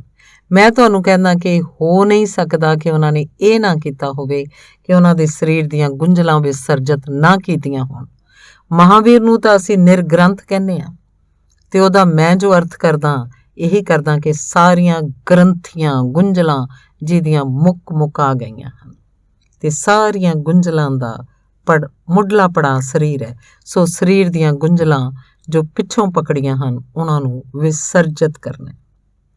ਤੁਹਾਨੂੰ ਪਹਿਲਾਂ ਅਜੀਬ ਜਿਹਾ ਲੱਗੇਗਾ। ਜੇ ਤੁਹਾਨੂੰ ਜ਼ੋਰ ਨਾਲ ਹਾਸਾ ਆਵੇ ਆਪਣੇ ਇਸ ਕੰਮ ਉੱਤੇ ਕਿ ਮੈਂ ਇਹ ਕੀ ਪਾਗਲਪਨ ਕਰ ਰਿਹਾ ਕਿ ਕੁੱਦ ਰਿਹਾ, ਜ਼ੋਰ ਨਾਲ ਹੱਸਣਾ। ਜੇ ਤੁਹਾਨੂੰ ਖੂਬ ਰੋਣਾ ਆਏ ਤਾਂ ਜ਼ੋਰ ਨਾਲ ਰੋਣਾ, ਤੁਸੀਂ ਬਹੁਤ ਹੈਰਾਨ ਹੋਵੋਗੇ। ਜੇ ਤੁਹਾਨੂੰ ਹੁਣੇ ਮੈਂ ਇੱਥੇ ਕਹਿ ਦਿਆਂ ਕਿ ਤੁਸੀਂ ਬਿਲਕੁਲ ਛੱਡ ਦਿਓ ਆਪਣਾ ਖਿਆਲ, ਤਾਂ ਤੁਹਾਡੇ 'ਚੋਂ ਕਈ ਲੋਕ ਰੋਣ ਲੱਗਣਗੇ, ਕਈ ਲੋਕ ਜ਼ੋਰ ਨਾਲ ਹੱਸਣ ਲੱਗਣਗੇ। ਕਦੇ ਕੋਈ ਰੋਣ ਜੇ ਆਉਣਾ ਚਾਹਿਆ ਹੋਏਗਾ ਤਾਂ ਅੰਦਰ ਦੱਬਿਆ ਹੀ ਰਹਿ ਗਿਆ, ਉਹ ਨਿਕਲੇਗਾ। ਕਦੇ ਕੋਈ ਹਾਸਾ ਜੋ ਫੁੱਟ ਪੈਣਾ ਚਾਹਿਆ ਸੀ ਪਰ ਰੋਕ ਲਿਆ ਗਿਆ, ਉਹ ਕਿਤੇ ਗੁੰਝਲ ਬਣ ਕੇ ਰੁਕਿਆ ਹੋਇਆ, ਉਹ ਨਿਕਲੇਗਾ। ਬਹੁਤ ਐਬਸਰਡ ਮਾਲੂਮ ਹੋਏਗਾ ਇਹ ਕੀ ਹੋ ਰਿਹਾ, ਪਰ ਇਹ ਹੋਏਗਾ। ਇਸ ਦਾ ਇਕਾਂਤ ਵਿੱਚ ਪ੍ਰਯੋਗ ਕਰਨਾ, ਸਰੀਰ ਸ਼ੁੱਧੀ ਦੀ ਖਾਤਰ ਜੋ ਪੁਰਾਣੀਆਂ ਸਾਡੇ ਉੱਪਰ ਗੁੰਝਲਾਂ ਹਨ ਉਹ ਹੌਲੀਆਂ ਹੋਣਗੀਆਂ। ਦੂਜੀ ਗੱਲ, ਨਵੀਆਂ ਗੁੰਝਲਾਂ ਨਾ ਬਣਨ ਇਹਦਾ ਪ੍ਰਯੋਗ ਕਰਨਾ। ਇਹ ਤਾਂ ਪੁਰਾਣੀਆਂ ਗੁੰਝਲਾਂ ਦੇ ਵਿਸਰਜਨ ਲਈ ਮੈਂ ਦੱਸਿਆ ਹੈ। ਨਵੀਆਂ ਗੁੰਝਲਾਂ ਅਸੀਂ ਨਿੱਤ ਬਣਾਈ ਤੁਰੇ ਜਾ ਰਹੇ ਹਾਂ। ਤੁਹਾਨੂੰ ਮੈਂ ਕੋਈ ਮੰਦੀ ਗੱਲ ਕਹਿ ਦਿੱਤੀ, ਤੁਹਾਨੂੰ ਕ੍ਰੋਧ ਉੱਠਿਆ, ਪਰ ਸੱਭਿਅਤਾ ਤੇ ਸ਼ਿਸ਼ਟਤਾ ਤੁਹਾਨੂੰ ਉਸ ਕ੍ਰੋਧ ਨੂੰ ਪ੍ਰਗਟ ਨਹੀਂ ਕਰਨ ਦੇਗੀ। ਇੱਕ ਸ਼ਕਤੀ ਦਾ ਪੁੰਜ ਤੁਹਾਡੇ ਅੰਦਰ ਘੁੰਮੇਗਾ, ਉਹ ਕਿੱਥੇ ਜਾਏਗਾ? ਉਹ ਕੁਝ ਨਸਾਂ ਨੂੰ ਸੰਗੋੜ ਕੇ ਵਿੰਗੀਆਂ ਟੇਢੀਆਂ ਕਰਕੇ ਬੈਠ ਜਾਏਗਾ। ਇਸ ਲਈ ਕ੍ਰੋਧੀ ਬੰਦੇ ਦੇ ਚਿਹਰੇ 'ਚ ਅੱਖਾਂ 'ਚ ਤੇ ਸ਼ਾਂਤ ਆਦਮੀ ਦੇ ਚਿਹਰੇ ਵਿੱਚ ਤੇ ਅੱਖਾਂ 'ਚ ਫਰਕ ਹੁੰਦਾ ਹੈ, ਕਿਉਂਕਿ ਉੱਥੇ ਕਿਸੇ ਕ੍ਰੋਧ ਦੇ ਵੇਗ ਨੇ ਕਿਸੇ ਚੀਜ਼ ਨੂੰ ਵਿਗਾੜਿਆ ਨਹੀਂ ਹੈ ਤੇ ਸਰੀਰ ਤਦ ਆਪਣੇ ਮੁਕੰਮਲ ਸੁਹੱਪਣ ਨੂੰ ਉਪਲਬਧ ਹੁੰਦਾ ਹੈ ਜਦ ਉਸ 'ਚ ਕੋਈ ਗੁੰਝਲਾਂ ਨਹੀਂ ਹੁੰਦੀਆਂ। ਯਾਨੀ ਸਰੀਰ ਦੇ ਸੁਹੱਪਣ ਦਾ ਕੋਈ ਹੋਰ ਮਤਲਬ ਹੀ ਨਹੀਂ ਹੈ। ਅੱਖਾਂ ਤੱਕ ਬੜੀਆਂ ਸੁੰਦਰ ਹੋ ਜਾਂਦੀਆਂ ਹਨ, ਤਦ ਕੋਝੇ ਤੋਂ ਕੋਝਾ ਸਰੀਰ ਵੀ ਸੋਹਣਾ ਦਿਸਣ ਲੱਗਦਾ ਹੈ। ਗਾਂਧੀ ਦਾ ਸਰੀਰ ਕੋਝਾ ਸੀ ਜਦੋਂ ਜਵਾਨ ਸਨ, ਲੇਕਿਨ ਜਿਵੇਂ ਜਿਵੇਂ ਉਹ ਬੁੱਢੇ ਹੁੰਦੇ ਗਏ ਉਹਨਾਂ 'ਚ ਇੱਕ ਨਵਾਂ ਸੁਹੱਪਣ ਆਇਆ ਜੋ ਬਹੁਤ ਅਨੋਖਾ ਸੀ। ਉਹ ਸੁਹੱਪਣ ਸਰੀਰ ਦਾ ਨਹੀਂ ਸੀ, ਉਹ ਗੁੰਝਲਾਂ ਦੇ ਕਮਜ਼ੋਰ ਹੋ ਜਾਣ ਦਾ ਸੀ। ਉਹਨੂੰ ਘੱਟ ਲੋਕ ਪਛਾਣੇ ਤੇ ਸਮਝੇ ਹੋਣਗੇ। ਗਾਂਧੀ ਕੋਝੇ ਸਨ, ਇਸ 'ਚ ਕੋਈ ਸ਼ੱਕ ਨਹੀਂ ਹੈ। ਤਾਂ ਗਾਂਧੀ ਦਾ ਸਰੀਰ ਕਿਸੇ ਵੀ ਸੁਹੱਪਣ ਦੇ ਪੈਮਾਨੇ ਤੋਂ ਸੁੰਦਰ ਨਹੀਂ ਸੀ। ਤੇ ਜੇ ਤੁਸੀਂ ਉਹਨਾਂ ਦੇ ਪੁਰਾਣੇ ਚਿੱਤਰ ਦੇਖੋਗੇ ਤਾਂ ਬਚਪਨ ਉਹਨਾਂ ਦਾ ਕੋਝਾ ਹੈ, ਜਵਾਨੀ ਉਹਨਾਂ ਦੀ ਕੋਝੀ ਹੈ। ਪਰ ਜਿਵੇਂ ਜਿਵੇਂ ਉਹ ਬੁੱਢੇ ਹੁੰਦੇ ਹਨ ਉਹ ਕੁਝ ਸੁੰਦਰ ਹੁੰਦੇ ਜਾਂਦੇ ਹਨ। ਬੁਢੇਪੇ ਵਿੱਚ ਤਾਂ ਬੰਦਾ ਹੋਰ ਅਸੁੰਦਰ ਹੁੰਦਾ ਹੈ, ਪਰ ਉਹ ਸੁੰਦਰ ਹੁੰਦੇ ਜਾ ਰਹੇ ਹਨ। ਤੇ ਜੇ ਜੀਵਨ ਦਾ ਠੀਕ ਵਿਕਾਸ ਹੋਵੇ ਤਾਂ ਜਵਾਨੀ ਉਨੀ ਸੁੰਦਰ ਨਹੀਂ ਹੁੰਦੀ ਜਿੰਨਾ ਬੁਢਾਪਾ ਹੁੰਦਾ ਹੈ, ਕਿਉਂਕਿ ਜਵਾਨੀ 'ਚ ਬੜੇ ਵੇਗ ਹੁੰਦੇ ਹਨ, ਬੁਢਾਪਾ ਬੜਾ ਨਿਰਵੇਗ ਹੋ ਜਾਂਦਾ ਹੈ। ਜੇ ਠੀਕ ਤਰ੍ਹਾਂ ਨਾਲ ਵਿਕਾਸ ਹੋਵੇ ਤਾਂ ਬੁਢਾਪਾ ਸੁੰਦਰ ਤੋਂ ਸੁੰਦਰ ਛਿਨ ਹੈ ਜੀਵਨ ਦਾ, ਕਿਉਂਕਿ ਉਸ ਵਕਤ ਸਾਰੇ ਵੇਗ ਕਮਜ਼ੋਰ ਹੋ ਜਾਂਦੇ ਹਨ ਤੇ ਸਾਰੀਆਂ ਗੁੰਝਲਾਂ ਲੋਪ ਹੋਣੀਆਂ ਚਾਹੀਦੀਆਂ ਹਨ ਜੇ ਠੀਕ ਵਿਕਾਸ ਹੋਵੇ। ਇਸ ਲਈ ਜੇ ਤੁਸੀਂ ਖਿਆਲ ਕਰੋਗੇ ਕਿ ਕਿਵੇਂ ਸਾਡਾ ਵਿਗਾੜ ਇਕੱਠਾ ਹੁੰਦਾ ਹੈ ਸਰੀਰ ਦੇ ਵੇਗ ਦਾ, ਮੈਂ ਤੁਹਾਨੂੰ ਹੱਤਕ ਕਰਨ ਵਾਲਾ ਸ਼ਬਦ ਆਖਿਆ, ਤੁਹਾਡੇ ਵਿੱਚ ਕ੍ਰੋਧ ਉੱਠਿਆ, ਇੱਕ ਸ਼ਕਤੀ ਪੈਦਾ ਹੋਈ। ਸ਼ਕਤੀ ਨਸ਼ਟ ਨਹੀਂ ਹੁੰਦੀ, ਕੋਈ ਸ਼ਕਤੀ ਨਸ਼ਟ ਨਹੀਂ ਹੁੰਦੀ। ਹੁਣ ਉਹਦਾ ਕੋਈ ਉਪਯੋਗ ਹੋਣਾ ਚਾਹੀਦਾ ਹੈ। ਜੇ ਉਹਦਾ ਉਪਯੋਗ ਨਹੀਂ ਹੋਏਗਾ ਤਾਂ ਉਹ ਤੁਹਾਨੂੰ ਵਿਗਾੜ ਕੇ ਨਸ਼ਟ ਹੋ ਜਾਏਗੀ। ਸੋ ਉਪਯੋਗ ਕਰੋ। ਕਿਵੇਂ ਉਪਯੋਗ ਕਰੋਗੇ? ਜੇ ਸਮਝ ਲਓ ਤੁਹਾਨੂੰ ਕ੍ਰੋਧ ਆ ਰਿਹਾ ਤੇ ਤੁਸੀਂ ਦਫ਼ਤਰ 'ਚ ਬੈਠੇ ਹੋਏ ਹੋ ਤੇ ਤੁਹਾਨੂੰ ਬਹੁਤ ਜ਼ੋਰ ਦਾ ਕ੍ਰੋਧ ਆਇਆ ਹੈ, ਤੁਸੀਂ ਉਹਨੂੰ ਪ੍ਰਗਟ ਨਹੀਂ ਕਰ ਸਕਦੇ। ਤੁਸੀਂ ਇੱਕ ਕੰਮ ਕਰੋ, ਉਸ ਸ਼ਕਤੀ ਨੂੰ ਜੋ ਪੈਦਾ ਹੋਈ ਹੈ, ਇੱਕ ਕ੍ਰੀਏਟਿਵ ਟਰਾਂਸਫਾਰਮੇਸ਼ਨ ਕਰੋ ਉਹਦਾ। ਆਪਣੇ ਦੋਹਾਂ ਪੈਰਾਂ ਨੂੰ ਜ਼ੋਰ ਨਾਲ ਸੁੰਗੇੜੋ। ਉਹ ਪੈਰ ਕਿਸੇ ਨੂੰ ਦਿਖਾਈ ਨਹੀਂ ਪੈ ਰਹੇ। ਆਪਣੇ ਦੋਹਾਂ ਪੈਰਾਂ ਦੀਆਂ ਸਾਰੀਆਂ ਮਸਲਸ ਨੂੰ ਜ਼ੋਰ ਨਾਲ ਸੰਗੇੜੋ, ਜਿੰਨਾ ਸੁੰਗੇੜ ਸਕੋ। ਸਟਿਫ ਕਰੋ, ਪੂਰਾ ਖਿੱਚਦੇ ਜਾਓ। ਤੇ ਜਦ ਤੁਹਾਡੀ ਸਮਰੱਥਾ ਦੇ ਬਿਲਕੁਲ ਬਾਹਰ ਹੋ ਜਾਏ ਖਿੱਚਣਾ, ਤਦ ਉਹਨਾਂ ਨੂੰ ਇੱਕਦਮ ਨਾਲ ਰਿਲੈਕਸ ਕਰ ਦਿਓ। ਤੁਸੀਂ ਹੈਰਾਨ ਹੋਗੇ, ਕ੍ਰੋਧ ਨਿਕਲ ਗਿਆ ਹੈ। ਤੁਹਾਡੇ ਪੈਰਾਂ ਦੇ ਮਸਲ ਸੁੰਦਰ ਹੋ ਜਾਣਗੇ। ਵਰਜਿਸ਼ ਵੀ ਹੋ ਗਈ। ਉਹ ਜੋ ਕ੍ਰੋਧ ਦਾ ਵੇਗ ਉੱਠਿਆ ਸੀ, ਉਹਨੇ ਕੁਝ ਵਿਗਾੜਿਆ ਨਹੀਂ, ਬਲਕਿ ਤੁਹਾਡੇ ਪੈਰਾਂ ਨੂੰ ਸੁੰਦਰ ਕਰਕੇ ਚਲਾ ਗਿਆ। ਸੋ ਤੁਹਾਡੇ ਸਰੀਰ ਦੇ ਜਿਹੜੇ ਅੰਗ ਕਮਜ਼ੋਰ ਹੋਣ, ਉਹਨਾਂ ਨੂੰ ਕ੍ਰੋਧ ਦੇ ਮਾਧਿਅਮ ਨਾਲ ਸੁੰਦਰ ਕਰ ਲਓ, ਨਿਰੋਏ ਕਰ ਲਓ। ਕਿਉਂਕਿ ਉਹ ਜੋ ਐਨਰਜੀ ਪੈਦਾ ਹੋਈ ਹੈ, ਉਹਦਾ ਕ੍ਰੀਏਟਿਵ, ਉਹਦਾ ਉਸਾਰੂ ਇਸਤੇਮਾਲ ਹੋ ਜਾਏਗਾ। ਜੇ ਤੁਹਾਡੇ ਹੱਥ ਕਮਜ਼ੋਰ ਹਨ, ਤੁਸੀਂ ਦੋਹਾਂ ਹੱਥਾਂ ਨੂੰ ਜ਼ੋਰ ਨਾਲ ਖਿੱਚੋ। ਉਹ ਸਾਰੀ ਸ਼ਕਤੀ ਜਿਹੜੀ ਕ੍ਰੋਧ ਦੀ ਪੈਦਾ ਹੋਈ ਹੈ, ਉਹਨਾਂ ਹੱਥਾਂ 'ਚ ਲੱਗੇਗੀ। ਜੇ ਤੁਹਾਡਾ ਪੇਟ ਕਮਜ਼ੋਰ ਹੈ ਤਾਂ ਸਾਰੀਆਂ ਪੇਟ ਦੀਆਂ ਅੰਦਰਾਂ ਨੂੰ ਅੰਦਰ ਸੁੰਗੇੜੋ ਤੇ ਉਸ ਕ੍ਰੋਧ ਦੀ ਸ਼ਕਤੀ ਨੂੰ ਭਾਵ ਵਿੱਚ ਕਿਆਸ ਕਰੋ ਕਿ ਉਹ ਜਾ ਕੇ ਪੇਟ ਦੀਆਂ ਸਾਰੀਆਂ ਨਸਾਂ ਨੂੰ ਸੰਗੋੜਨ 'ਚ ਖਰਚ ਹੋ ਰਹੀ ਹੈ। ਤੁਸੀਂ ਹੈਰਾਨ ਹੋਗੇ। ਤੁਸੀਂ 1-2 ਮਿੰਟ ਦੇ ਬਾਅਦ ਪਾਓਗੇ ਕਿ ਕ੍ਰੋਧ ਲੋਪ ਹੈ ਤੇ ਸ਼ਕਤੀ ਇਸਤੇਮਾਲ ਹੋ ਗਈ, ਸ਼ਕਤੀ ਦੀ ਵਰਤੋਂ ਹੋ ਗਈ। ਸ਼ਕਤੀ ਹਮੇਸ਼ਾ ਨਿਰਲੇਪ ਹੈ, ਯਾਨੀ ਕ੍ਰੋਧ ਦੀ ਜੋ ਸ਼ਕਤੀ ਪੈਦਾ ਹੋ ਰਹੀ ਹੈ ਉਹ ਬੁਰੀ ਨਹੀਂ ਹੈ। ਉਹਦਾ ਕ੍ਰੋਧ ਦੀ ਤਰ੍ਹਾਂ ਇਸਤੇਮਾਲ ਹੋ ਰਿਹਾ ਹੈ। ਉਹਦਾ ਦੂਜਾ ਇਸਤੇਮਾਲ ਕਰੋ, ਤੇ ਜੋ ਉਹਦਾ ਦੂਜਾ ਇਸਤੇਮਾਲ ਨਹੀਂ ਕਰੇਗਾ, ਉਹ ਸ਼ਕਤੀ ਤਾਂ ਕੰਮ ਕਰੇਗੀ। ਉਹ ਸ਼ਕਤੀ ਤਾਂ ਬਿਨਾਂ ਕੰਮ ਕੀਤਿਆਂ ਨਹੀਂ ਜਾਣ ਵਾਲੀ। ਉਹ ਸ਼ਕਤੀ ਦਾ ਕੰਮ ਕਰੇਗੀ। ਜੇ ਅਸੀਂ ਉਹਦਾ ਉਪਯੋਗ ਸਿੱਖ ਲਈਏ ਤਾਂ ਉਹ ਸਾਡੇ ਜੀਵਨ ਨੂੰ ਕ੍ਰਾਂਤੀ ਦੇ ਦੇਗੀ। ਸੋ ਪੁਰਾਣੀਆਂ ਗੁੰਝਲਾਂ ਦਾ ਨਿਕਾਸ ਤੇ ਨਵੀਆਂ ਗੁੰਝਲਾਂ ਦੀ ਉਸਾਰੂ ਵਰਤੋਂ ਸਰੀਰ ਸ਼ੁੱਧੀ ਦੇ ਲਈ 2 ਮੁੱਢਲੇ ਪੜਾਅ ਹਨ। ਇਹ ਬਹੁਤ ਮਹੱਤਵਪੂਰਨ ਹਨ। ਸਾਰੇ ਯੋਗ ਦੇ ਆਸਣ ਬੁਨਿਆਦੀ ਤੌਰ ਤੇ ਸਰੀਰ ਦੀ ਉਸਾਰੂ ਵਰਤੋਂ ਦੀ ਖਾਤਰ ਹਨ। ਪ੍ਰਾਣਾਯਾਮ ਸਰੀਰ ਦੀਆਂ ਸ਼ਕਤੀਆਂ ਦੀ ਉਸਾਰੂ ਵਰਤੋਂ ਦੇ ਲਈ ਹਨ। ਜੋ ਵਿਅਕਤੀ ਆਪਣੇ ਸਰੀਰ ਦੀਆਂ ਸ਼ਕਤੀਆਂ ਦੀ ਉਸਾਰੂ ਵਰਤੋਂ ਨਹੀਂ ਕਰੇਗਾ, ਉਹ ਸ਼ਕਤੀਆਂ ਜੋ ਕਿ ਵਰਦਾਨ ਹੋ ਸਕਦੀਆਂ ਹਨ, ਉਹਦੇ ਲਈ ਸਰਾਪ ਹੋ ਜਾਣਗੀਆਂ। ਅਸੀਂ ਆਪਣੀਆਂ ਹੀ ਸ਼ਕਤੀਆਂ ਤੋਂ ਪੀੜਤ ਹਾਂ। ਜੇ ਤੁਸੀਂ ਸਮਝੋ ਅਸੀਂ ਸਭ ਆਪਣੀਆਂ ਹੀ ਸ਼ਕਤੀਆਂ ਤੋਂ ਪੀੜਤ ਹਾਂ, ਯਾਨੀ ਸਾਡਾ ਦੁਰਭਾਗ ਹੈ ਕਿ ਸਾਡੇ ਕੋਲ ਸ਼ਕਤੀਆਂ ਹਨ। ਜੀਸਸ ਕ੍ਰਾਈਸਟ ਦੇ ਜੀਵਨ 'ਚ ਇੱਕ ਜ਼ਿਕਰ ਹੈ। ਉਹ ਇੱਕ ਪਿੰਡ 'ਚੋਂ ਲੰਘੇ। ਉਹਨਾਂ ਨੇ ਇੱਕ ਆਦਮੀ ਨੂੰ ਇੱਕ ਛੱਤ ਉੱਤੇ ਜ਼ੋਰ ਨਾਲ ਗਾਲਾਂ ਬਕਦਿਆਂ, ਅਸ਼ਲੀਲ ਗਾਲਾਂ ਬਕਦਿਆਂ ਹੋਇਆਂ ਦੇਖਿਆ।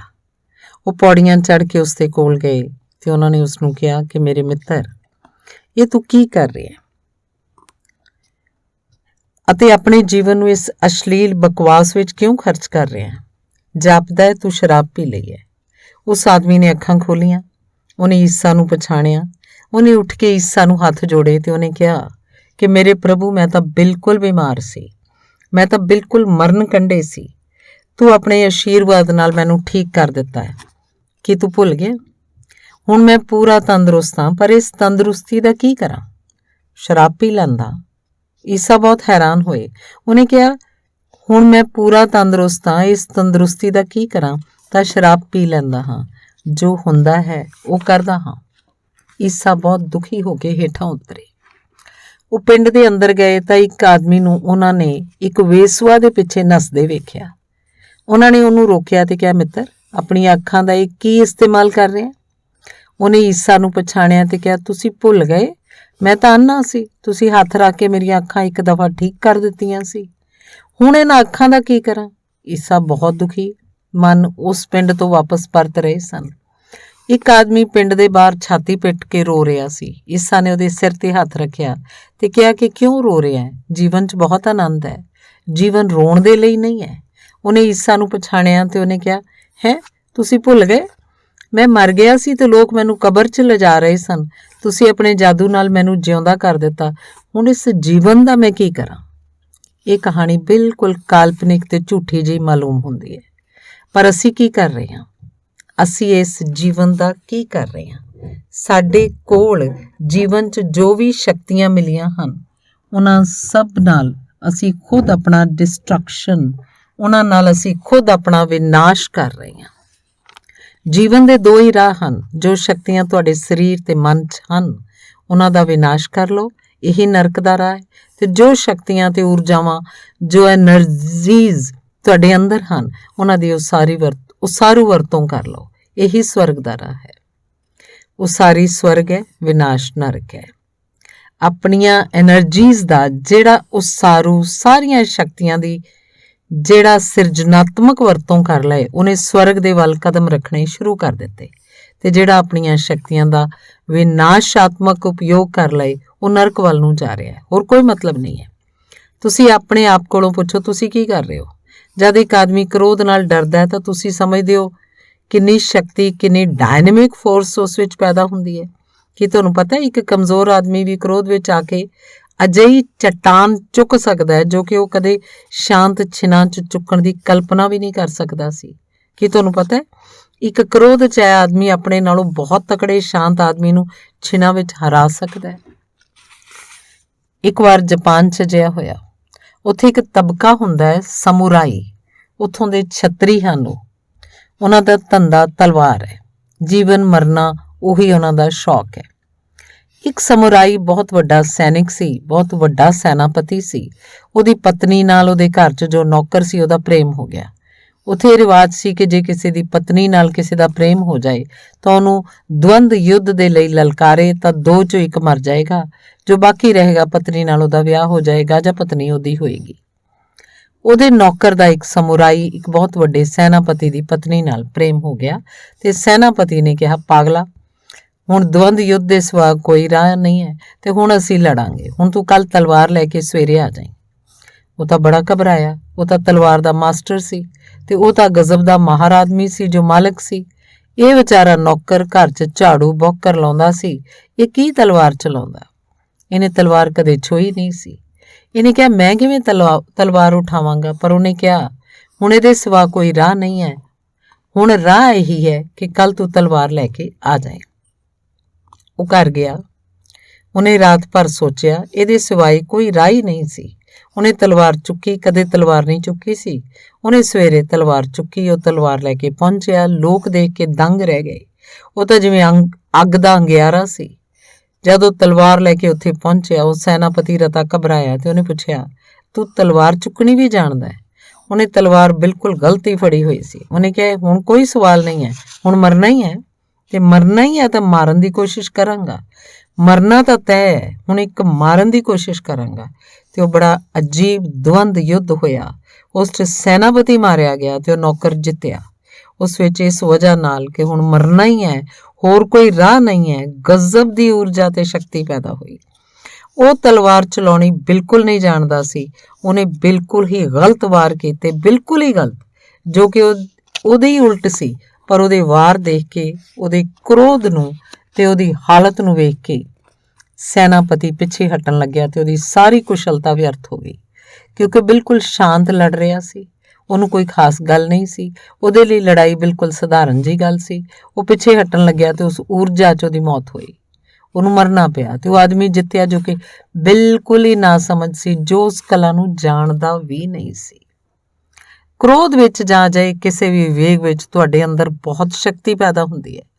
ਤੁਹਾਡੇ ਸਾਰੇ ਕਣ, ਤੁਹਾਡੇ ਸਰੀਰ 'ਚ ਜਿੰਨੇ ਲਿਵਿੰਗ ਸੈਲਜ਼ ਹਨ, ਜਿੰਨੇ ਜਿਉਂਦੇ ਕੋਸ਼ਟ ਹਨ, ਉਹ ਸਭ ਦੇ ਸਭ ਆਪਣੀ ਸ਼ਕਤੀ ਦਾ ਦਾਨ ਕਰਦੇ ਹਨ ਤੇ ਤੁਹਾਡੇ ਸਰੀਰ 'ਚ ਬਹੁਤ ਸਾਰੇ ਰਾਖਵੇਂ ਕੋਸ਼ ਸ਼ਕਤੀ ਦੇ ਹਨ।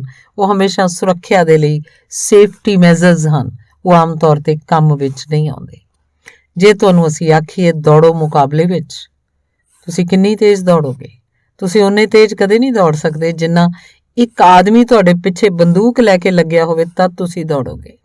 ਤਾਂ ਸਵਾਲ ਇਹ ਹੈ ਕਿ ਤੁਸੀਂ ਆਪਣੀ ਚੇਸ਼ਟਾ ਨਾਲ ਬਹੁਤ ਦੌੜੇ ਮੁਕਾਬਲੇ ਵਿੱਚ, ਪਰ ਤੁਸੀਂ ਓਨੇ ਕਦੇ ਨਹੀਂ ਦੌੜ ਸਕਦੇ ਜਦ ਇੱਕ ਆਦਮੀ ਬੰਦੂਕ ਲੈ ਕੇ ਪਿੱਛੇ ਲੱਗਿਆ ਹੋਵੇ। ਉਸ ਵਕਤ ਸੇਫਟੀ ਮੈਜ਼ਰਸ ਹਨ ਤੁਹਾਡੇ ਅੰਦਰ, ਤੁਹਾਡੇ ਸਰੀਰ ਵਿੱਚ, ਜੋ ਗ੍ਰੰਥੀਆਂ ਸ਼ਕਤੀ ਨੂੰ ਰੱਖੀ ਬੈਠੀਆਂ ਹਨ ਜ਼ਰੂਰਤ ਦੇ ਲਈ। ਉਹ ਆਪਣੀ ਸ਼ਕਤੀ ਨੂੰ ਖੂਨ 'ਚ ਛੱਡ ਦਿੰਦੀਆਂ ਹਨ।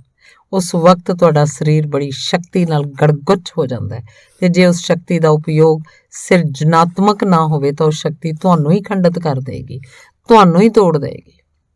ਇਸ ਦੁਨੀਆ 'ਚ ਕਮਜ਼ੋਰ ਲੋਕ ਪਾਪ ਨਹੀਂ ਕਰਦੇ, ਸ਼ਕਤੀਸ਼ਾਲੀ ਲੋਕ ਪਾਪ ਕਰਦੇ ਹਨ ਤੇ ਮਜਬੂਰੀ 'ਚ ਉਹਨਾਂ ਦੀ ਸ਼ਕਤੀ ਉਹਨਾਂ ਤੋਂ ਪਾਪ ਕਰਵਾਉਂਦੀ ਹੈ। ਇਸ ਦੁਨੀਆ 'ਚ ਕਮਜ਼ੋਰ ਲੋਕ ਬੁਰੇ ਕੰਮ ਨਹੀਂ ਕਰਦੇ। ਇਸ ਦੁਨੀਆ 'ਚ ਸ਼ਕਤੀਸ਼ਾਲੀ ਲੋਕ ਬੁਰੇ ਕੰਮ ਕਰਨ ਨੂੰ ਮਜਬੂਰ ਹੋ ਜਾਂਦੇ ਹਨ, ਕਿਉਂਕਿ ਸ਼ਕਤੀ ਦੀ ਉਸਾਰੂ ਵਰਤੋਂ ਉਹਨਾਂ ਨੂੰ ਪਤਾ ਨਹੀਂ ਹੈ।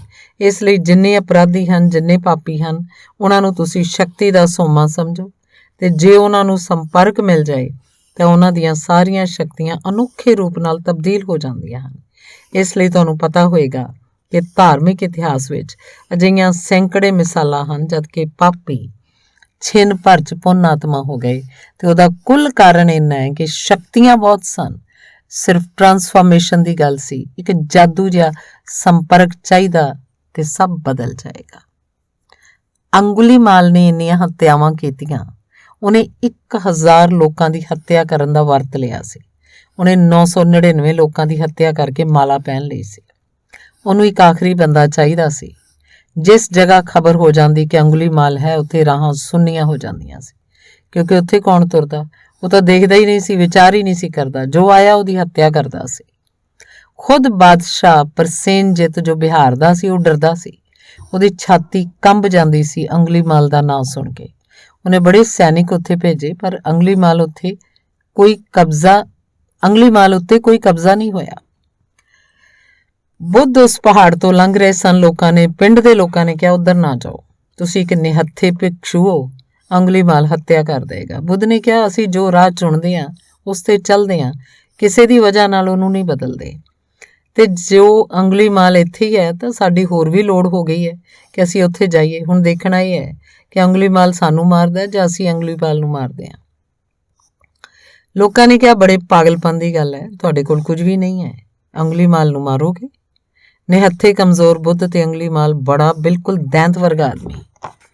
ਬੁੱਧ ਨੇ ਕਿਹਾ, ਹੁਣ ਦੇਖਣਾ ਇਹ ਹੈ ਕਿ ਅੰਗੁਲੀਮਾਲ ਬੁੱਧ ਨੂੰ ਮਾਰਦਾ ਹੈ ਜਾਂ ਬੁੱਧ ਅੰਗੁਲੀਮਾਲ ਨੂੰ ਮਾਰਦੇ ਹੈ, ਤੇ ਅਸੀਂ ਜੋ ਰਾਹ ਚੁਣਦੇ ਹਾਂ ਉਸ ਉੱਤੇ ਚੱਲਦੇ ਹਾਂ, ਤੇ ਇਹ ਹੋਰ ਵੀ ਸੁਭਾਗ ਹੈ ਕਿ ਅੰਗੁਲੀਮਾਲ ਨਾਲ ਮਿਲਣਾ ਹੋ ਜਾਏਗਾ। ਅਚਨਚੇਤ ਇੱਕ ਮੌਕਾ ਆ ਗਿਆ। ਬੁੱਧ ਉੱਥੇ ਗਏ। ਅੰਗੁਲੀਮਾਲ ਨੇ ਆਪਣੀ ਟੇਕਰੀ ਉੱਤੋਂ ਦੇਖਿਆ, ਇੱਕ ਨਿਹੱਥਾ ਭਿਕਸ਼ੂ ਸ਼ਾਂਤ ਰਾਹ ਤੇ ਤੁਰਿਆ ਜਾ ਰਿਹਾ ਹੈ। ਉਹਨੇ ਉੱਥੇ ਚਿੱਲਾ ਕੇ ਕਿਹਾ, ਦੇਖ, ਇੱਥੇ ਨਾ, ਸਿਰਫ ਇਸ ਲਈ ਕਹਿ ਰਿਹਾ ਕਿ ਤੂੰ ਸੰਨਿਆਸੀ ਹੈ, ਵਾਪਸ ਮੁੜ ਜਾ।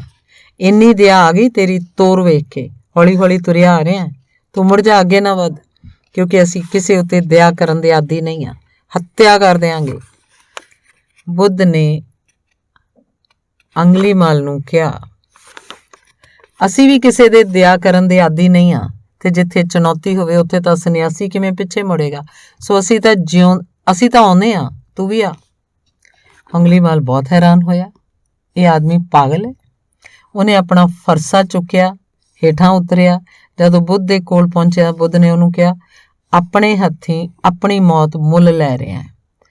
ਬੁੱਧ ਨੇ ਕਿਹਾ, ਇਸ ਤੋਂ ਪਹਿਲਾਂ ਕਿ ਤੂੰ ਮੈਨੂੰ ਮਾਰੇ, ਇੱਕ ਛੋਟਾ ਜਿਹਾ ਕੰਮ ਕਰ, ਜੋ ਸਾਹਮਣੇ ਬਿਰਛ ਹੈ, ਇਹਦੇ 4 ਪੱਤੇ ਤੋੜ ਦੇ।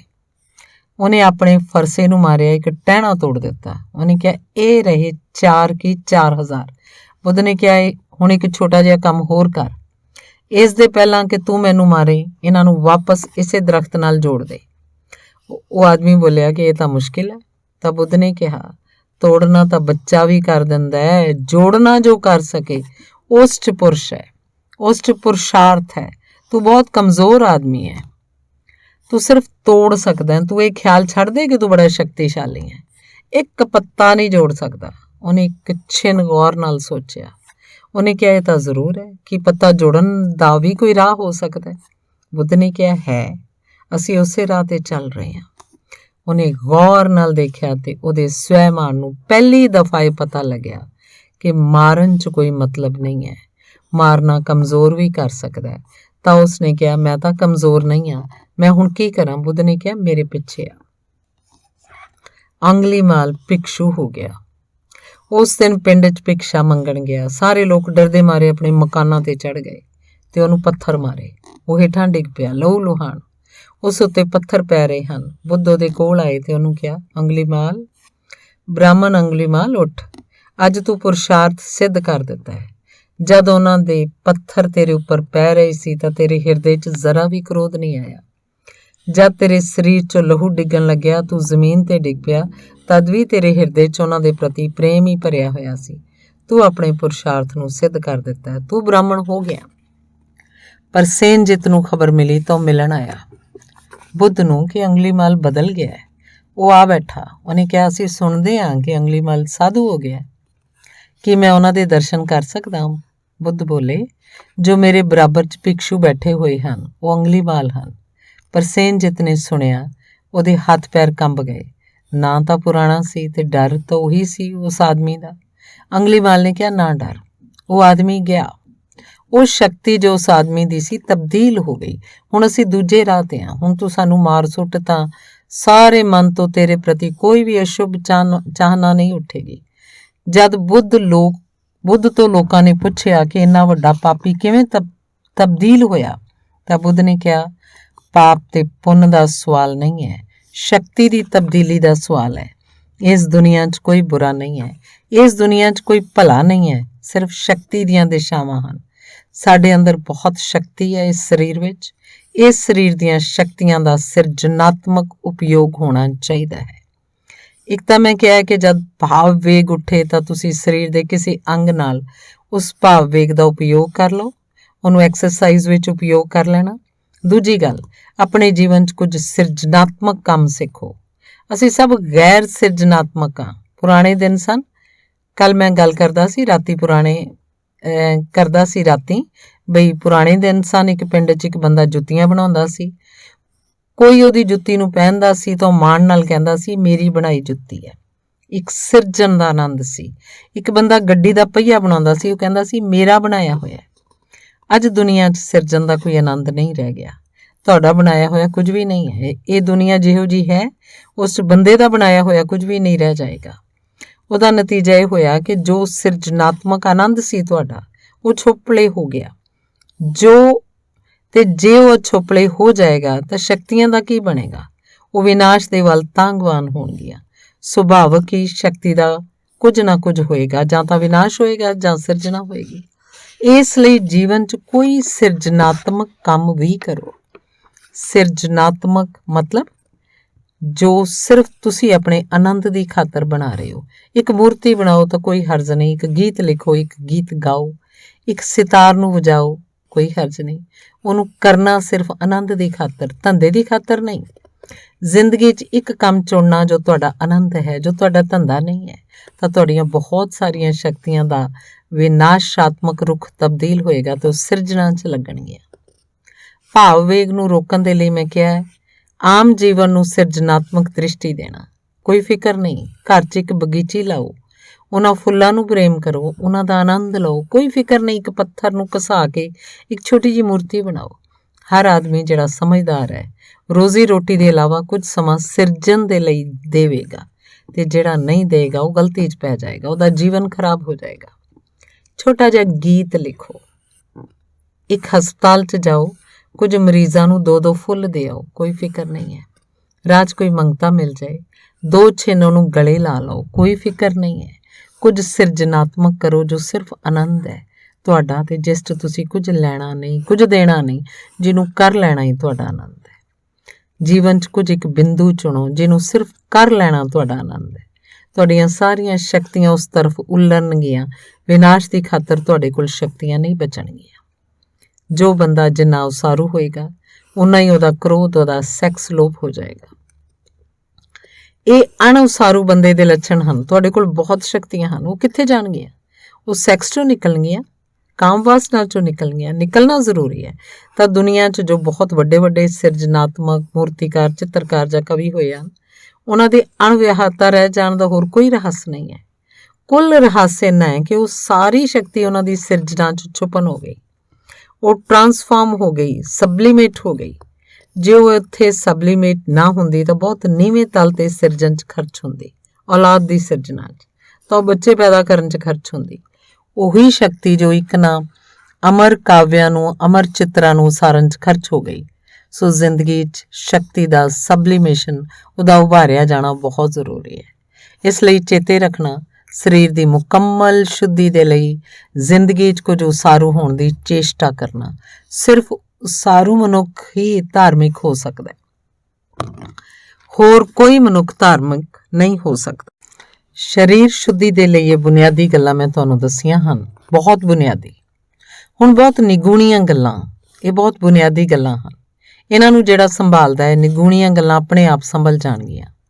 ਬਹੁਤ ਨਿਗੂਣੀਆਂ ਗੱਲਾਂ 'ਚ ਇਹ ਜਿਹਨੂੰ ਅਸੀਂ ਆਪਣੇ ਮੁਲਕ 'ਚ ਖੁਰਾਕ ਕਹਿੰਦੇ ਹਾਂ, ਉਹ ਸਰੀਰ ਸ਼ੁੱਧੀ 'ਚ ਉਪਯੋਗੀ ਹੈ। ਤੁਹਾਡਾ ਸਰੀਰ ਤਾਂ ਬਿਲਕੁਲ ਭੌਤਿਕ ਸੰਸਥਾਨ ਹੈ। ਤੁਸੀਂ ਉਸ 'ਚ ਜੋ ਪਾਉਂਦੇ ਹੋ ਉਹਦੇ ਨਤੀਜੇ ਹੋਣੇ ਸੁਭਾਵਿਕ ਹਨ। ਜੇ ਮੈਂ ਸ਼ਰਾਬ ਪੀ ਲਾਂਗਾ ਤਾਂ ਮੇਰੇ ਸਰੀਰ ਦੇ ਸੈੱਲ ਬੇਹੋਸ਼ ਹੋ ਜਾਣਗੇ, ਇਹ ਬਿਲਕੁਲ ਸੁਭਾਵਿਕ ਹੈ। ਜੇ ਮੇਰਾ ਸਰੀਰ ਬੇਹੋਸ਼ ਹੈ ਤਾਂ ਉਹ ਬੇਹੋਸ਼ੀ ਦਾ ਨਤੀਜਾ ਮੇਰੇ ਮਨ ਤੇ ਪਏਗਾ। ਮਨ ਤੇ ਸਰੀਰ ਬਹੁਤੇ ਵੱਖੋ ਵੱਖਰੇ ਨਹੀਂ ਹਨ, ਬਹੁਤ ਜੁੜੇ ਹੋਏ ਹਨ। ਸਾਡੀ ਜੋ ਸ਼ਖਸੀਅਤ ਹੈ ਉਹ ਸਰੀਰ ਤੇ ਮਨ ਅਜਿਹੀ ਅਲੱਗ-ਅਲੱਗ ਨਹੀਂ ਹੈ। ਸਰੀਰ ਤੇ ਮਨ ਇੰਜ ਇਕੱਠਾ, ਉਹ ਸਾਈਕੋਸੋਮੈਟਿਕ ਹੈ। ਉਸ 'ਚ ਸਾਡਾ ਸਰੀਰ ਤੇ ਮਨ ਇਕੱਠਾ ਹੈ। ਸਰੀਰ ਦਾ ਬੜਾ ਹੀ ਸੂਖਮ ਹਿੱਸਾ ਮਨ ਹੈ, ਮਨ ਦਾ ਬਹੁਤ ਹੀ ਸਥੂਲ ਹਿੱਸਾ ਸਰੀਰ ਹੈ। ਇਹਨੂੰ ਇਉਂ ਸਮਝੋ, ਇਹ ਦੋਵੇਂ ਵੱਖੋ ਵੱਖਰੀਆਂ ਚੀਜ਼ਾਂ ਨਹੀਂ ਹਨ। ਇਸ ਲਈ ਜੋ ਸਰੀਰ 'ਚ ਵਾਪਰੇਗਾ ਉਹਦੇ ਨਤੀਜੇ ਮਨ 'ਚ ਗੂੰਜ ਕਰਦੇ ਹਨ, ਤੇ ਜੋ ਮਨ 'ਚ ਵਾਪਰਦਾ ਉਹਦੇ ਨਤੀਜੇ ਸਰੀਰ ਤੱਕ ਆ ਜਾਂਦੇ ਹਨ। ਜੇ ਮਨ ਬਿਮਾਰ ਹੈ, ਸਰੀਰ ਜ਼ਿਆਦਾ ਦੇਰ ਨਰੋਆ ਨਹੀਂ ਰਹੇਗਾ।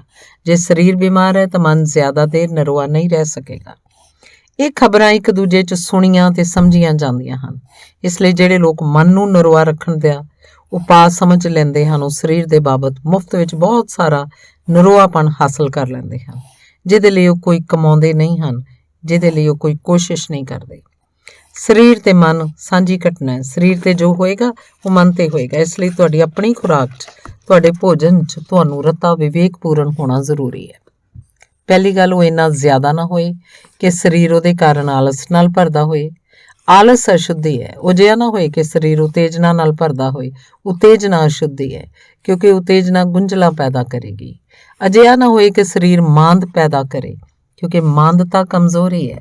ਤੇ ਸ਼ਕਤੀ ਜੇਕਰ ਪੈਦਾ ਨਹੀਂ ਹੋਏਗੀ ਤਾਂ ਪਰਮਾਤਮਾ ਦੀ ਤਰਫ ਵਿਕਾਸ ਵੀ ਨਹੀਂ ਹੋ ਸਕਦਾ। ਸ਼ਕਤੀ ਪੈਦਾ ਹੋਵੇ ਪਰ ਸ਼ਕਤੀ ਉਤੇਜਕ ਨਾ ਹੋਵੇ, ਅਜਿਹੀ ਖੁਰਾਕ ਖਾਣੀ ਚਾਹੀਦੀ ਹੈ। ਸ਼ਕਤੀ ਪੈਦਾ ਹੋਵੇ ਪਰ ਉਹ ਇੰਨੀ ਨਾ ਹੋਵੇ ਕਿ ਸਰੀਰ ਉਹਦੇ ਕਾਰਨ ਆਲਸ ਨਾਲ ਭਰ ਜਾਏ। ਜੇ ਤੁਸੀਂ ਲੋੜ ਤੋਂ ਵੱਧ ਭੋਜਨ ਕੀਤਾ ਹੈ ਤਾਂ ਸਾਰੇ ਸਰੀਰ ਦੀ ਸ਼ਕਤੀ ਉਹਨੂੰ ਪਚਾਉਣ 'ਚ ਲੱਗ ਜਾਂਦੀ ਹੈ। ਸਰੀਰ 'ਚ ਆਲਸ ਛਾ ਜਾਂਦਾ ਹੈ। ਸਰੀਰ 'ਚ ਆਲਸ ਛਾਣ ਦਾ ਹੋਰ ਕੋਈ ਮਤਲਬ ਨਹੀਂ ਹੈ। ਸਾਰੀ ਸ਼ਕਤੀ ਪਚਾਉਣ 'ਚ ਲੱਗਦੀ ਹੈ ਤਾਂ ਸਰੀਰ ਆਲਸ ਨਾਲ ਭਰ ਜਾਂਦਾ ਹੈ। ਆਲਸ ਇਸ ਗੱਲ ਦੀ ਸੂਚਨਾ ਹੈ ਕਿ ਭੋਜਨ ਲੋੜ ਨਾਲੋਂ ਵੱਧ ਹੋ ਗਿਆ। ਭੋਜਨ ਦੇ ਬਾਅਦ ਆਲਸ ਨਹੀਂ, ਫੁਰਤੀ ਆਉਣੀ ਚਾਹੀਦੀ ਹੈ।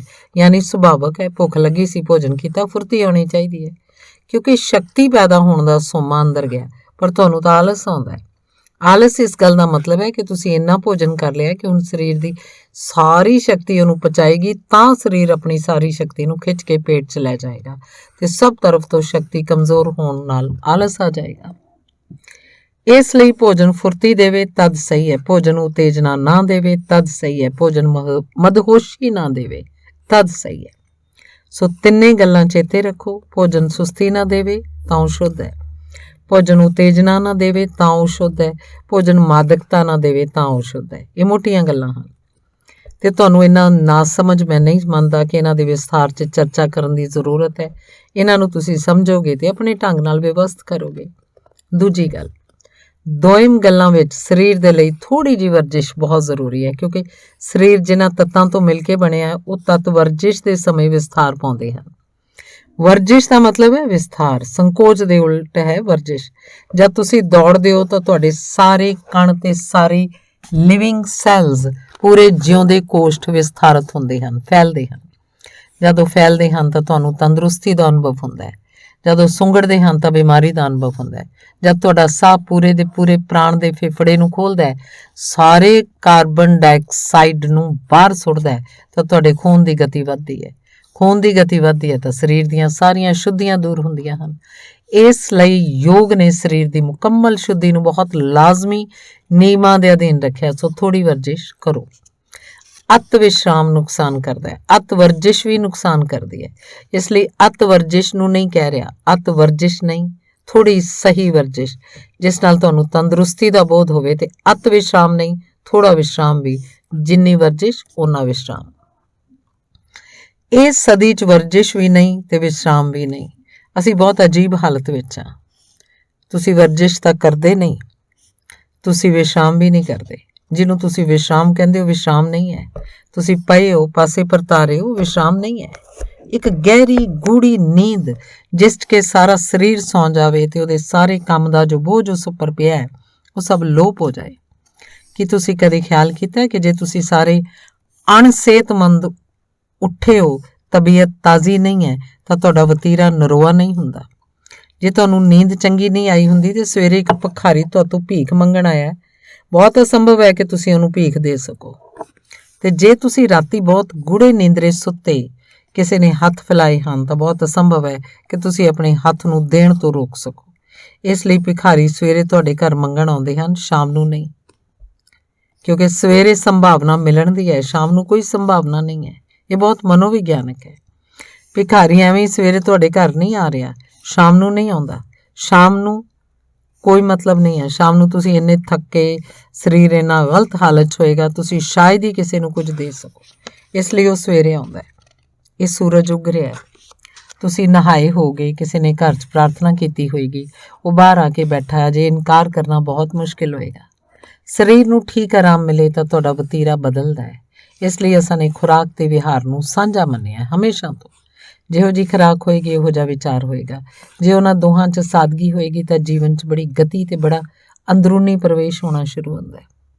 ਤੰਦਰੁਸਤੀ ਦੀ ਇੱਕ ਭੂਮਿਕਾ ਬਹੁਤ ਜ਼ਰੂਰੀ ਹੈ ਤੇ ਉਹਦੇ ਲਈ ਸਹੀ ਖੁਰਾਕ, ਸਹੀ ਵਰਜਿਸ਼, ਸਹੀ ਆਰਾਮ, ਇਹਨਾਂ ਨੂੰ ਤੁਸੀਂ ਬੁਨਿਆਦੀ ਹਿੱਸੇ ਮੰਨੋ। ਆਰਾਮ ਵੀ ਕਰਨ ਦੇ ਲਈ ਕੁਝ ਸਮਝ ਚਾਹੀਦੀ ਹੈ, ਜਿਵੇਂ ਵਰਜਿਸ਼ ਕਰਨ ਦੇ ਲਈ ਕੁਝ ਸਮਝ ਚਾਹੀਦੀ ਹੈ। ਆਰਾਮ ਕਰਨ ਦੇ ਲਈ ਸਮਝ ਚਾਹੀਦੀ ਹੈ, ਸਰੀਰ ਨੂੰ ਛੱਡਣ ਦੀ ਸਮਝ ਚਾਹੀਦੀ ਹੈ। ਉਹ ਅਸੀਂ ਰਾਤ ਨੂੰ ਜਦ ਧਿਆਨ ਕਰਾਂਗੇ ਉਹ ਤੋਂ ਤੁਹਾਨੂੰ ਸਮਝ ਆਏਗਾ ਕਿ ਉਸ ਧਿਆਨ ਤੋਂ ਬਾਅਦ ਜੇ ਤੁਸੀਂ ਆਰਾਮ ਕਰਦੇ ਹੋ ਤਾਂ ਆਰਾਮ ਅਸਲੀ ਹੋਏਗਾ। ਹੋ ਸਕਦਾ ਇੱਥੇ ਕੁਝ ਮਿੱਤਰ ਹੋਣ ਜੋ ਸਰੀਰਕ ਰੂਪ ਨਾਲ ਬਹੁਤੀ ਵਰਜਿਸ਼ ਨਾ ਕਰ ਸਕਦੇ ਹੋਣ, ਨਾ ਜਾ ਸਕਦੇ ਹੋਣ ਜੰਗਲ, ਨਾ ਪਹਾੜ ਚੜ੍ਹ ਸਕਦੇ ਹੋਣ। ਉਹਨਾਂ ਦੇ ਲਈ ਮੈਂ ਇੱਕ ਦੂਜਾ ਪ੍ਰਯੋਗ ਦੱਸਦਾ। ਉਹ ਸਿਰਫ 15 ਮਿੰਟ ਦੀ ਖਾਤਰ ਸਵੇਰੇ ਉੱਠ ਕੇ ਇਸ਼ਨਾਨ ਕਰਨ ਤੋਂ ਬਾਅਦ ਇਕਾਂਤ ਕਮਰੇ 'ਚ ਲੇਟ ਜਾਣ, ਅੱਖਾਂ ਬੰਦ ਕਰ ਲੈਣ, ਕਲਪਨਾ ਕਰਨ ਕਿ ਮੈਂ ਪਹਾੜੀਆਂ ਚੜ੍ਹ ਰਿਹਾ, ਦੌੜ ਰਿਹਾ। ਸਿਰਫ ਕਲਪਨਾ ਕਰਨ, ਕੁਝ ਨਾ ਕਰਨ। ਬਿਰਧ ਹਨ, ਉਹ ਨਹੀਂ ਜਾ ਸਕਦੇ, ਜਾਂ ਅਜਿਹੀਆਂ ਥਾਵਾਂ ਹਨ ਕਿ ਉੱਥੇ ਘੁੰਮਣ ਨਹੀਂ ਜਾ ਸਕਦੇ। ਇਕਾਂਤ ਕਮਰੇ 'ਚ ਲੇਟ ਜਾਣ, ਅੱਖਾਂ ਬੰਦ ਕਰ ਲੈਣ, ਕਲਪਨਾ ਕਰਨ ਕਿ ਮੈਂ ਜਾ ਰਿਹਾ, ਇੱਕ ਪਹਾੜ ਚੜ੍ਹ ਰਿਹਾ, ਦੌੜ ਰਿਹਾ, ਧੁੱਪ ਤੇਜ਼ ਹੈ, ਮੈਂ ਭੱਜਿਆ ਚਲਿਆ ਜਾ ਰਿਹਾ, ਮੇਰਾ ਸਾਹ ਜ਼ੋਰ ਨਾਲ ਵੱਧ ਰਿਹਾ। ਤੁਸੀਂ ਹੈਰਾਨ ਹੋਗੇ, ਤੁਹਾਡਾ ਸਾਹ ਵਧਣ ਲੱਗੇਗਾ। ਤੁਹਾਡੀ ਇਮੈਜੀਨੇਸ਼ਨ ਤੇ ਤੁਹਾਡੀ ਕਲਪਨਾ ਜਿੰਨੀ ਗੂੜੀ ਹੁੰਦੀ ਜਾਏਗੀ, ਤੁਸੀਂ 15 ਮਿੰਟ 'ਚ ਪਾਓਗੇ ਕਿ ਜੋ ਘੁੰਮਣ ਦਾ ਫਾਇਦਾ ਸੀ ਉਹ ਮਿਲ ਗਿਆ। ਤੁਸੀਂ 15 ਮਿੰਟ ਬਾਅਦ ਬਿਲਕੁਲ ਤਾਜ਼ੇ ਵਰਜਿਸ਼ ਕਰਕੇ ਉੱਠ ਪਾਓਗੇ। ਜ਼ਰੂਰੀ ਨਹੀਂ ਹੈ ਕਿ ਤੁਸੀਂ ਵਰਜਿਸ਼ ਕਰਨ ਜਾਓ, ਸਰੀਰ ਦੇ ਅਣੂਆਂ ਨੂੰ ਪਤਾ ਲੱਗਣਾ ਚਾਹੀਦਾ ਹੈ ਕਿ ਵਰਜਿਸ਼ ਹੋ ਰਹੀ ਹੈ, ਤਾਂ ਉਹ ਤਿਆਰ ਹੋ ਜਾਂਦੇ ਹਨ, ਯਾਨੀ ਉਸ ਹਾਲਤ 'ਚ ਆ ਜਾਂਦੇ ਹਨ ਜਿਸ ਹਾਲਤ 'ਚ ਤੁਸੀਂ ਅਸਲ 'ਚ ਚਲੇ ਹੁੰਦੇ ਹੋ। ਉਹ ਜਿਸ ਹਾਲਤ ਵਿੱਚ ਤੁਸੀਂ ਅਸਲ 'ਚ ਚੱਲੇ ਹੁੰਦੇ ਤਦ ਆਉਂਦੇ, ਉਸੇ ਹਾਲਤ ਵਿੱਚ ਆ ਜਾਂਦੇ ਹਨ। ਕਦੇ ਤੁਸੀਂ ਖਿਆਲ ਨਹੀਂ ਕੀਤਾ, ਸੁਪਨੇ 'ਚ ਘਬਰਾ ਗਏ ਹੋ ਤਾਂ ਉੱਠਣ ਦੇ ਬਾਅਦ ਵੀ ਹਿਰਦਾ ਕੰਬਦਾ ਰਹਿੰਦਾ ਹੈ। ਕਿਉਂ? ਸੁਪਨੇ ਦੀ ਘਬਰਾਹਟ ਤਾਂ ਬੜੀ ਝੂਠੀ ਸੀ, ਪਰ ਹਿਰਦਾ ਕਿਉਂ ਕੰਬ ਰਿਹਾ? ਜਾਗਣ ਤੇ ਵੀ ਕਿਉਂ ਕੰਬ ਰਿਹਾ? ਹਿਰਦਾ ਤਾਂ ਕੰਬ ਗਿਆ। ਹਿਰਦੇ ਨੂੰ ਬਿਲਕੁਲ ਪਤਾ ਨਹੀਂ ਹੈ ਕਿ ਇੱਕ ਸੁਪਨੇ 'ਚ ਘਟਨਾ ਵਾਪਰੀ ਕਿ ਸੱਚਮੁੱਚ ਇੱਕ ਘਟਨਾ ਵਾਪਰੀ। ਹਿਰਦੇ ਨੂੰ ਤਾਂ ਪਤਾ ਹੈ ਕਿ ਘਟਨਾ ਵਾਪਰੀ।